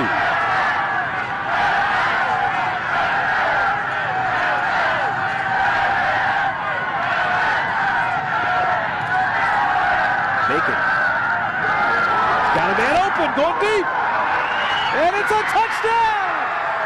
Trey Wiggins got behind the secondary and Macon hit him in stride. And that's the Dwight Macon you expected to see all day, where you're taking shots downfield, getting vertical, not just throwing these short routes, but right here hitting somebody vertical and breaking that coverage deep and putting it right on the money. Something he's done all year, but not only until today, or only until right now today. A beautifully thrown pass and a nice grab by Wiggins on the other end. That's his 6th touchdown catch of the year. 9:43 left to go in the game, and the extra point makes it a 14-point game. It's up and no good. Brendan Stover's extra point is off the mark, and it's a 21-6 Alter lead. Let's go down to the sideline. Here's Katie Witham. Well, you guys have talked about Dwight Macon all game so far, guys. The one thing that Coach Reno told me before this game started, the best thing about this kid, his competitive spirit. No matter what's going on, this kid's always getting his team riled up. He's always fighting back. And you know what, Matt, you mentioned they need a big play right now. He came up big right there, and I think it's his competitive spirit that's really going to get this sideline going again over here, guys. Well, the problem now, Katie, is that they're running out of time. And Matt, you're in a situation with 9:43.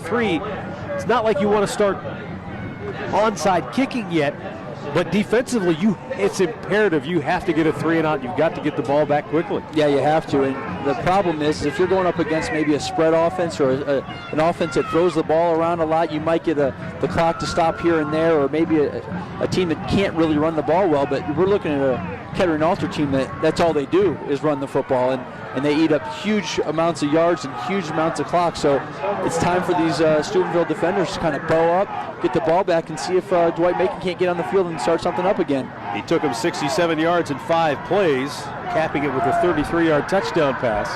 You got the light camera. But Now they're going to have to stop that running attack, which has been a well-oiled machine here today. Stover's kick is short. Over the shoulder grab, nicely made. Down at about the 25-yard line by Thomas Armstrong. Sunday night, join Bruce Drennan as he takes your calls and emails. He'll wrap up the high school championships, break down the Browns-Colts game, and preview baseball's winter meeting. It's all Sunday night at 7 only on STO and STO HD. All bets are off.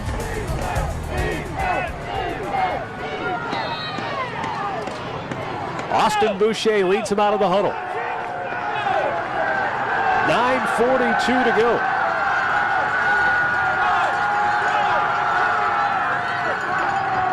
Borland coming in motion. And flags fly before the ball was snapped on a false start penalty.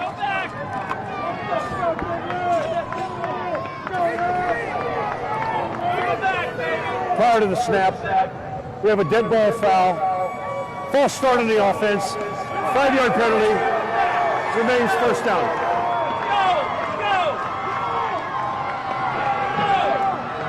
Ed Domside certainly doesn't like to see that because, Matt, you pointed out they want to run the football. It's a lot easier to run when it's 1st and 10 as opposed to 1st and 15. Although they have broken off some runs in big chunks here today. Boucher keeps it, and down he goes at the 20-yard line, a gain of 1. You can see Steubenville, they had 9 men at the line of scrimmage that time. If you're Ed Domside, would you throw caution to the winds and fake that and try to throw and catch somebody napping maybe? I certainly think it's an option. I think a little play action and maybe hit something over the top or even something in the intermediate range. You got to keep them honest. And, there's 9 minutes left, but you still got to play football. You can't get ultra conservative and all of a sudden let Steubenville back into this football game. Boucher is a senior quarterback and obviously a good decision maker, so we'll see what they come up with on a 2nd and 14 play. Borland's heading upfield as a pass receiver. He's covered. Now Boucher scrambling, chucks it deep, and it's out of bounds. And Boucher's going to be a little slow getting up. He took a pretty good wallop at the end of that play. Well, they tried it. They went for the play action, and they went to Chris Borland, a little out and up route, and he was covered well. Now Steubenville is playing good defense right now in that secondary. That makes it tough for a quarterback to make a throw. We've seen a couple times where they've called a pass, and Boucher's done the smart thing and thrown that football away because there's nothing there. 3rd and 14. Steubenville needs a stop to have any hope to get back in the game now. Talby the motion man. Boucher pitches it wide. Borland, look out. 30, 40. Still on his feet, all the way to the 42-yard line. What a backbreaker. Boucher with a perfectly pitched football to Chris Borland, who rumbles 38 yards with it. Yeah, 3rd and 14, and this is executed perfectly, and that's Talby right there, right on Dwight Macon, blocking with his feet, getting good position, and basically escorted Borland to that first down marker and beyond. So Kettering Alter converting on a 3rd and 14 play. With what else? Their bread and butter. So a 1st and 10. Boucher keeps it, spinning, and he picks up 5 yards. This is a situation, if you're Steubenville, you're trying to get that ball out. Now there might be a guy getting to the ball carrier and he's holding them up and everybody else is coming trying to strip that ball because without that football, it's going to be tough to get back in this football game as this time's ticking down. And on the flip side, Alter, they run the ball well, but if you're Boucher in the huddle, you're reminding your guys, hold on to that football, 2 hands. Keep 2 hands on the ball. Don't worry about getting those extra yards. Stay in bounds and hold on to that football. And this is where those offensive linemen, their eyes are wide as saucers because they know it's power football right now. They give it to the fullback Hall. He gets close to the 35. It'll bring up 3rd down and a long 4. And you got 3 timeouts if you're Big Red. I know it might be a little early, but at some point here you just got to start thinking about it. They get a stop right here. They may be thinking timeout and hopefully Alter will punt it away and they get a chance to get the ball back. But they might be in the position where Alter may go for it on 4th down here. They've been doing so well in this scenario. So on a 3rd down and 4 situation, Borland, or rather Talby in motion. Boucher fell down, pitched it out, and they're going to say he was down. Otherwise, Borland would have picked up the 1st down, but Boucher's knee was down before he pitched it. Yeah, that would have been an unbelievable play. And I'll tell you what, Boucher has just made play after play, but this one, yeah, he's definitely down, but he tried. And this is really bad news for Steubenville. Their quarterback, Dwight Macon, playing on defense right now, slow to get up, and he's going to be helped off the field. Yeah, they're going to need him to get back in this game, no doubt, especially the way he throws that football. So in a 4th down situation, it looks like Alter will punt. Special teams unit coming out on the field. See if we can pick up what happened to Dwight Macon on that last play. He's number 17 in red. Look at, he got tripped. And he's had his wheels tripped up a little bit, so he's jogging off the field under his own power. Appears to be okay. Borland, also the team's punter, drops back to about the 50-yard line.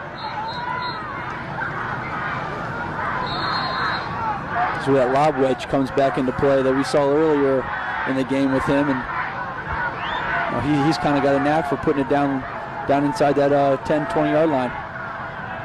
They're going to let the clock run down, probably. The play clock could run all the way down, 8 seconds off. That's what they're going to do here. Or they're going to take the delay game penalty. Yep, they're going to take the delay game penalty, so they burn it all the way down. 6:19 remaining in the game.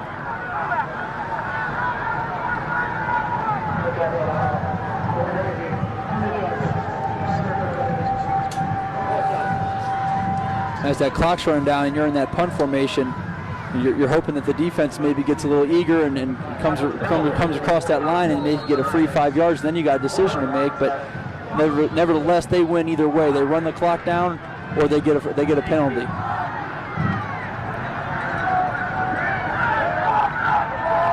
Borland boots it away, end over end kick. Oh, and it's going to take a bounce, and it will be down at about the 12-yard line. That was a sand wedge right there. Kind of hit and checked up like a Titleist. Sports Time Ohio is your home for Ohio sports from over 150 Indians games in high definition. Plus complete coverage of the Cleveland Browns. Your home to over 25 high school championship events. Cleveland State basketball, Mount Union football, Soapbox Derby, and of course Hall of Fame broadcaster Bruce Drennan and his show, All Bets Are Off. Sports Time Ohio, your home for Ohio sports.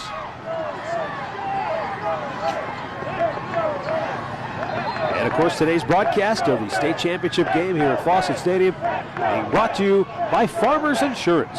Farmers put you back where you belong. 1st and 10 from the 11-yard line for Steubenville. And only 6 minutes, 11 seconds to go in the game. Macon rolling. Shoots it downfield. And that was a heck of a catch. And once again, the grab is made by Brandon Carroll. He's done a nice job along the sideline a couple of times today. Yeah, catching the ball with his hands, and that's a good sign of a good receiver. You don't want to catch that with your body right there. You catch with your hands, you're bringing in and get a big 1st down for your team. Macon trying to bring the Big Red back. Under 6 minutes to go. He's going to pump it. He's going to go deep. Caleb Westlake brings it in at the 41-yard line. A terrific grab by the 5'9" junior. He went up in the air, made the catch, and took the big hit. Great body control and concentration, knowing you're going to get hit when you make this catch. Macon puts it right where he can get it, nice and high. But to hang on to that and take the hit, a nice play. Something Steubenville's needed all game. Now it's coming out here late in the 4th quarter. Macon swings it wide. Goodwin trying to get outside. He does. 40, 35, 30, and down, upended at the 27-yard line. Big Red has some momentum offensively. Yeah, they're moving the ball, and this was, I think, what we kind of expected. kind of coming into the game, but at the same time, I think Alter's defense is getting a little relaxed. They're kind of moving back, not rushing as many guys, and playing more of a soft zone and letting guys make the play. Macon, again out of the gun. He's going to keep it and run. Busick with a good lead block. And Macon out of bounds at the 14-yard line. Check that, they're going to mark him out at the 16. Still, it's enough for a first down for Steubenville. Yeah, and out of bounds and stopping that clock. He's making plays right now.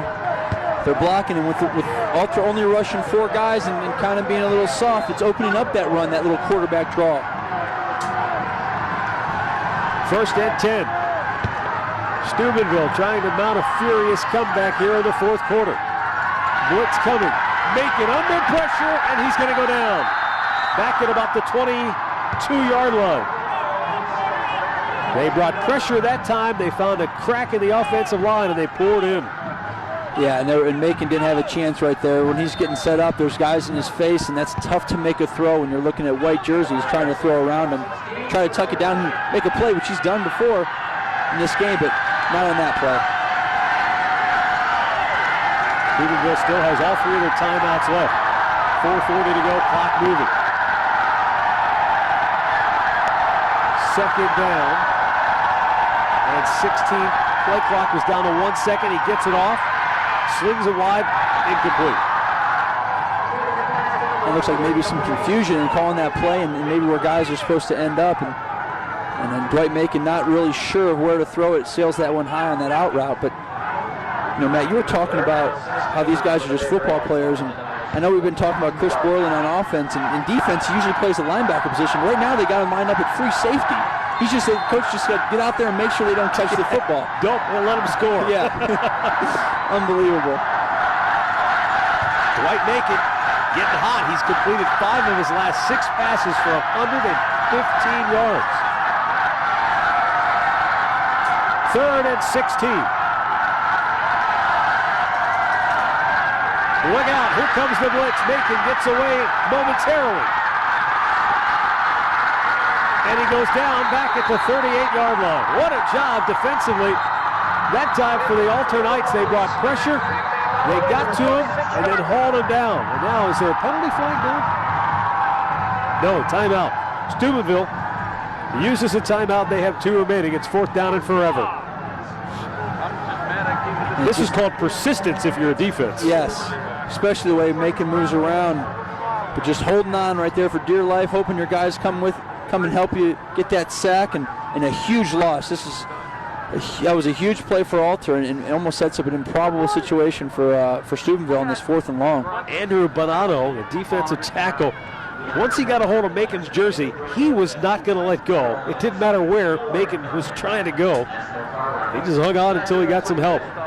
And for a second there, I thought he might have kind of sprung loose, and if he does, then you got to watch out because he can make a throw downfield. But Bonanno holding on and making a play for his team. Well, you were saying how it looked like defensively, Alter may have become a little relaxed. Well, they started to bring the pressure. Yeah. They got back to more of an aggressive mode, and it certainly paid off for them the last 2 plays. Now, Steubenville's almost in a situation where it's like a Hail Mary type deal. You just got to chuck it deep and hope you either make a circus catch or get a penalty. And that's the key. I think you got to throw it up and keep it in the field of play, so maybe you do get that penalty. That's something they got before half, and if you're Coach Reno Sakat, you tell Dwight Macon that, and I'm going to throw it up. Tell him to throw it up and give your guy a chance because you could get that call. Alter looks like they're going to rush 3 and drop everybody else into coverage. Look at this formation, little polecat. And a timeout called by Alter because they said, whoa, what is this? Yeah, you got to call timeout. If the other team comes out in that formation, it's instantly you call timeout and you got to get set up. Well, this is the championship game. You pull out all the stops right here. No question. And with 4 minutes and 15 seconds left in this game, and you're Steubenville, and you got a fourth and long here, 4th and 30. You got to try something. 4th and 30.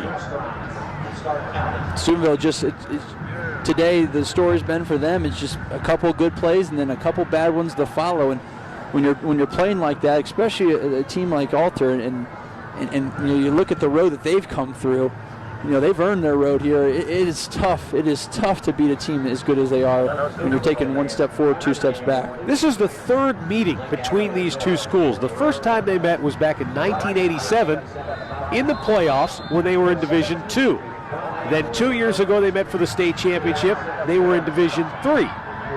And then this year, when Alter dropped down to Division IV because of declining enrollment, Coach Ed Domsites noticed that Steubenville had also dropped down to Division IV. So the third meeting, 3 times, 3 different divisions. The enrollment has dropped, the quality of football has not. Now 4th down, Macon running for his life. Stays alive. Can he get the throw off? He does, and it's incomplete. Good coverage downfield. Looked like number 12, Cody Byers, may have got a hand in there to knock it away. Yeah, and Cody Byers has 3 interceptions on the season, but right there, didn't need the interception. Just laid out for his team, got his right hand on the football, and knocks it down. That's all you need to do in that situation. You don't need to make a great play. And knocking the ball down is a great play in itself. Well, Alter's defense has done a tremendous job here today in limiting a Steubenville offense that averaged 400 yards per game and 38 points a contest. They have hounded Dwight Macon. Macon has had some spectacular plays today, but they've kept the pressure on him. And that was a big play right there by Byers to knock it away and turn it over on downs. And with only 4:04 remaining, Alter looking to run out the clock, and oh, what a hit in the backfield. Bronco Busick came busting through. He almost took the handoff. He got there so early. Yeah, timed that blitz up perfectly and came in and make the big hit on Borland. And this guy's a defensive player of the year in Division IV, and he's kind of been contained a little bit. He's kind of been kept off balance, but right there he makes a big play, and he knows as he looks up at that clock, he's got to start making plays, or this game may be over. Not to make excuses, but I noticed that Busick has been hobbling a little bit. Obviously, he's got a knee or a leg injury that's limited him, perhaps, in his pursuit of the ball carriers. But a guy like that would probably have to be missing an appendage to miss this kind of a game. You could say that for everybody on this field. These Steubenville players, they're tough, and that's how they're. Coach Sokoch was saying, we don't have 15 D1 guys on the field, but we got a lot of guys that love to play high school football, that give it up for their team and their community, and they want to go out there and play their best football because the guys that played before them and the guys that are going to play after them. And Coach Ed Domsites on the other side of this field. As you said, they've earned their way here. They had to beat the defending state champion Coldwater. They had a heck of a battle last week with Genoa that they beat 28-27. So they've earned their way here without a doubt. And now they are less than 4 minutes away from a state championship. Hall takes it out across the 40-yard line, brings up 3rd down. And we talked about it. This offense is just the perfect offense you want to run when you get ahead. I mean, this is the kind of offense you think about. If you're down, 3-4 scores, it may be a little bit tougher, but when you're up a couple scores, you can just grind it out, and that's something they've been doing all day, just pushing the Steubenville defensive line around. 3rd and 6 for the Alter Knights. Talby in motion. Boucher on the keeper. And he's got a 1st down. Out to the 47-yard line. Let's go back down to the sidelines once again. Here's Katie with him. Guys, when I spoke with Ed Domsites before today's game, I asked him what is special about this year's team, and he said it's definitely their ability to overcome. They had a couple of key guys go out really early in the season with injuries, and then you guys talked about the 2 games, their 12-2 record, 2 by forfeit, and Coach just told me they have had the ability to overcome. They knew they'd have to win out to make the playoffs. They knew playing Steubenville today they would have to overcome some challenges, and talk about going through what they've gone through and possibly getting their first state title here tonight. It makes it all worthwhile, guys. Well, Katie, you talked about overcoming adversity, and I think for Kettering Alter, on the offense, knowing that they would have to beat Steubenville in the state championship, added a little more to the game, added a little more spice to the dish, if you will, because they lost to this team 2 years ago by a single extra point in a game in which they missed 2 extra points during the football game. So I think there was a lot for Alter coming into this game by way of motivation and by way of wanting to come back here and redeem themselves by winning the state championship, and they have played a well-in football game. Yeah, they have, and it was kind of funny before the game.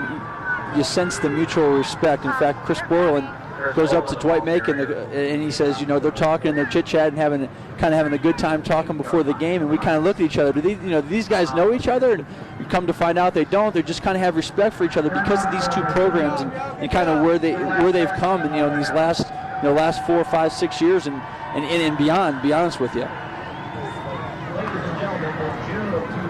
Well, for Steubenville, Big Red, this will be a disappointing defeat. But as Reno Succosh said, we keep football in perspective in Steubenville. Yeah, it's big. Yes, it's important. But he said, you know what? When I go home tonight, I've still got to take the garbage out. Now, when we win, my neighbor brings the cans back up to the house. When we lose, he leaves them out there for me to get. But he said at the end of the day, it's about raising kids, giving them, football to help them. But at the end of the day, every 4 years, a new batch of guys comes in. High school, you continue to. And I think that's what's impressive, is that year in and year out, they're here. They're in the playoffs every single year. Yeah, they're just an unbelievable program. You look at all the stats and the records, it's mind-boggling, and the tradition is just second to none. 2:34 to go. Boucher on the keeper inside the 40 down to the 36-yard line. And now the Alternites can feel it. That's the other thing, when you play defense against an offense like this, it's a relentless rushing attack that just starts to wear you down late in the game. Oh, no question. And we were talking about the size of the guys from Alter. We're talking about their offensive line. The four of their backs are over 200 pounds. I mean, these are guys you're tackling play after play, and that can wear you out. I don't care who you are. Boucher is a terrific quarterback who can throw the ball well, and yet they've only had to throw it one time in this half. There's Borland. Still on his feet down to the 30-yard line. And Steubenville trying to tackle at the football, trying to rip it out as the clock moves under 2 minutes. Matt, that stat you said with Boucher only throwing one pass tells me at halftime, I think Coach Domsites just said, you know what, we can just grind them out. I think after one half of football, they realized we can run the football. We don't need to throw. We're going to grind it out and find a way to win this football game, especially being up 7-0. They thought if they can control the ball, there's no way Steubenville can get back into this thing. Under a minute and a half to go. Austin Boucher turns, gives. Borland outside. Another first down, still on his feet. Spins inside the 20, down to the 16-yard line. Chris Borland has had a tremendous game here in the state championship for the Alternites. And he just seems so relaxed, along with the rest of his teammates. They just seem to be in control and confident all day. They showed up with a purpose, and they've come out and executed.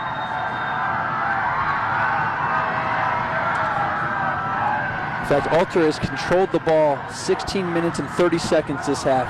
Talk about just controlling a football game and going and getting that state championship trophy. Boucher keeper inside the 15-yard line. And I think now Coach Ed Domsites knows all they have to do is sit on the football and it's over. And this unbelievable tradition over there at Kettering Alter to get their first state championship and to have it against Steubenville, it just probably makes it that much sweeter, as you mentioned. And to do it here at Fawcett Stadium, where Reno Succosh said, hey, think of all the great players who have played here at Fawcett Stadium in Canton. It's an honor just to come here and be able to play. And that's going to do it. Alter takes a knee. They are the Division IV state champions.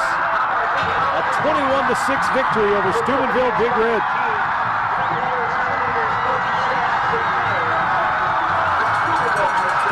Ed Domsites, no longer a bridesmaid.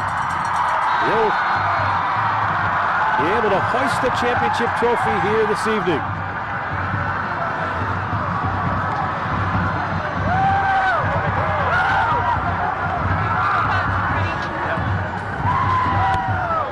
Let's Let's go down to Katie Witham. She's with Ed Domsites. Coach, congratulations. Alder's first ever state title. What did you think? Well, I thought it was going to be a tough ball game. It was a tough ball game. Our kids came out and played well, really first and second half. We were able to put a few more points on the board the second half. Defense did a great job against an offense. They've got an amazing offense. Our defense did a great job. It's just been that kind of year. Maybe with all we went through early in the year, maybe the destiny was on our side here. Austin Boucher, Chris Borland, a lot of the guys having a lot of success tonight. What was the key, you think? Well, I think anytime the offense is having success, the offensive line is the ones we need to thank for that. But I think that those are some great athletes. Thanks. Some great athletes. Thanks, Coach. Congratulations. Thank you. All right, thanks, Katie. You have to feel good for a guy like Ed Domsites who, he's been after it for a long time. He's been at it a long time as a head coach. And to get close a couple of years ago and lose by a single point, have a chance to come back and do it again and to win really convincingly, I think, has to be all the more sweeter for him here tonight. Yeah, and he's had so much success over the years. I mean, he's at a 75% winning percentage, but just kind of couldn't get that state championship. And now he has it, and no one can take it away from him. And on the other side, for Reno Succosh, yeah, he's had a lot of success, and yeah, there's great tradition. But, Matt, for these kids, they only have a 4-year window. So their opportunities, their chances are so very slim. Now, a lot of these guys were here 2 years ago when they won the state championship, but it doesn't take away the sting of defeat that they're feeling right now. No, and I think it's even a bigger sting because of the program Steubenville is. The expectations are so high. I mean, if maybe another school that has had as much success as Steubenville has over the years gets to the state championship game and loses, it's a great season. And it still is a great season. But for these guys, the expectation is so high that you're expected to win, the state championship every year in and year out. And there's no reason why you shouldn't with the kind of program they have and the kind of community they have that backs them. But tonight, it's the Alter Knights that will be able to celebrate, taking home the championship hardware for Dwight Macon. A disappointment tonight, but remember, he's only a junior. So he and I believe the Big Red will be back in full force again next year. Once again, let's go down onto the field. Here's Katie Witham. Chris, first ever state title for Alder. Has it sunk in yet? Not yet. Just really excited. It was a great game, and props to Big Red. They're a hell of a team. You and Austin had a lot of success on the field today. Great combinations between the two of you. I mean, what was going through your mind on some of those runs? The line just opened up giant holes, and from then on it was instincts. But the line did a great job, and the coaches did a great job of play calling, so it was there. Any special celebration planned out for the team tonight? No, just glad to be with the guys after this. This is amazing. So just going to hang out with the guys and just live it up. Congratulations, Chris.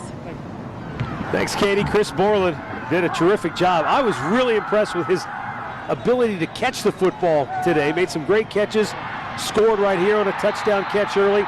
But then in the second half, he got into the act running the football, and it's that downhill running style that was very impressive.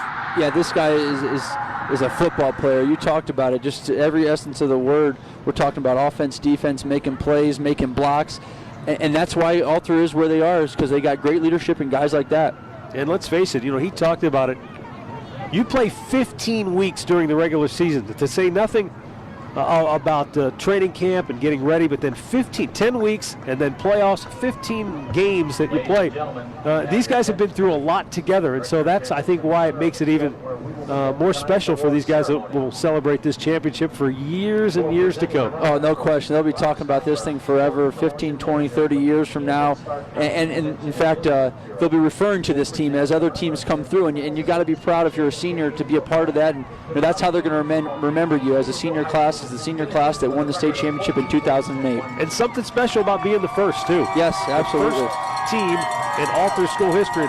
That's a pretty good show of respect right there as they come to the 40-yard line to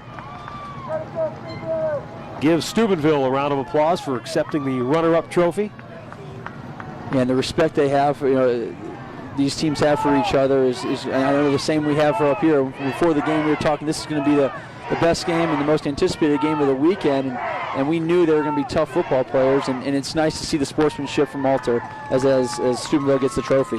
Once again, we go down to Katie Witham. She's with Austin Boucher. Austin, congratulations, first ever Alter State title. What's going through your mind right now? We're on cloud nine right now. I mean, it's awesome. We all wanted this so bad from the first game of the season. It came down to it.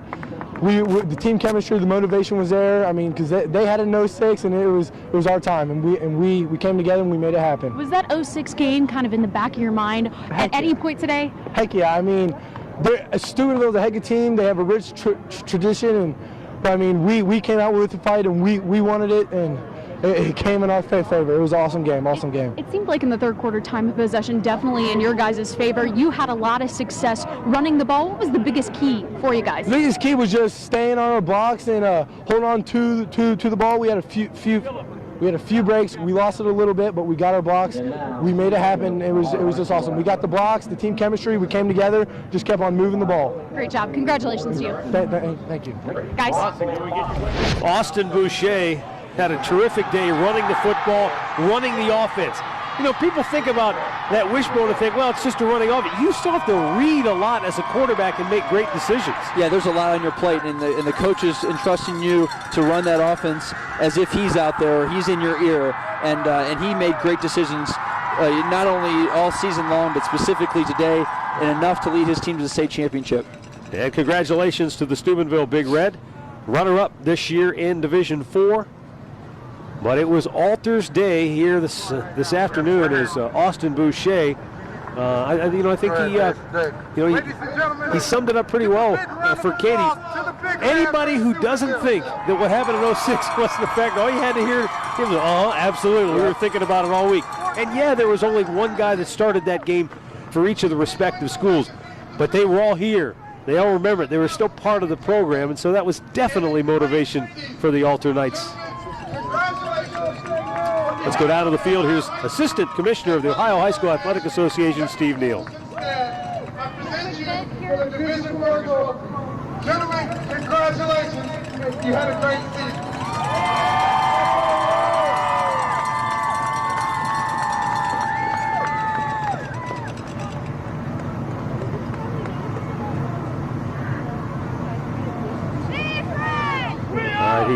He's given Steubenville their runner-up trophy, and now the Alter Knights take the podium.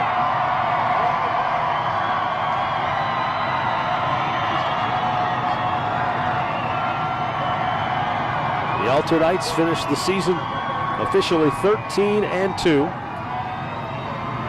Statistically, ladies and gentlemen, before presenting the championship trophy for Division 4, Rob Steinberg will present a commemorative 2008 state championship game football to the outstanding football team and Division 4 state champion, Kettering Archbishop Alter High School.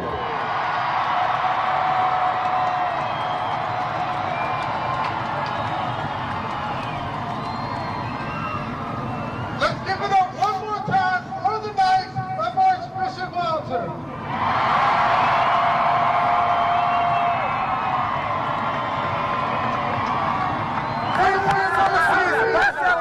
You have represented your community, your school, and your district very well, gentlemen. Congratulations.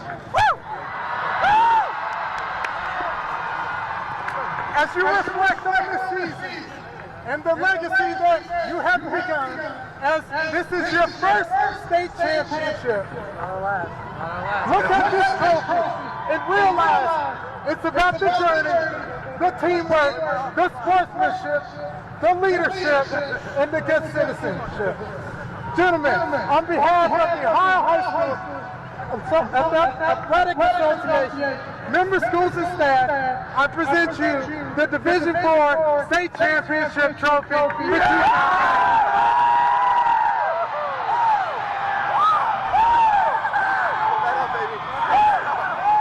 The Kettering Alter Knights are your Division 4 state champions by virtue of a convincing 21-6 win over Steubenville Big Red here at Fawcett Stadium in Canton, Ohio, on a chilly afternoon.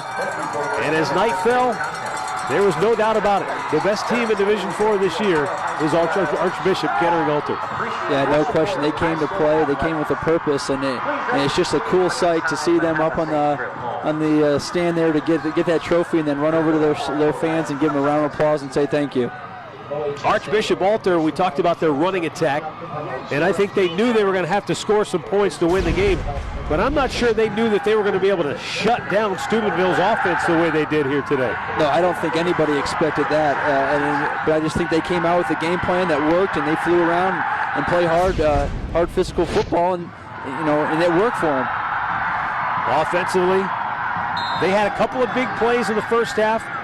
They turned that into a touchdown, and then in the second half, they really, I think, imposed their will. Like, this is what we're going to do. We're going to run the football. They only threw it one time, and they dominated the second half of this football game. Look at the final numbers, 303 to 88 rushing. And about 100 yards difference in total offense. But the time of possession certainly was big. Yeah, you hit the nail on the head right there. That second half, as you said, imposed their will, and they came out and just controlled this football game. Once again, we go down to the field with Katie Witham.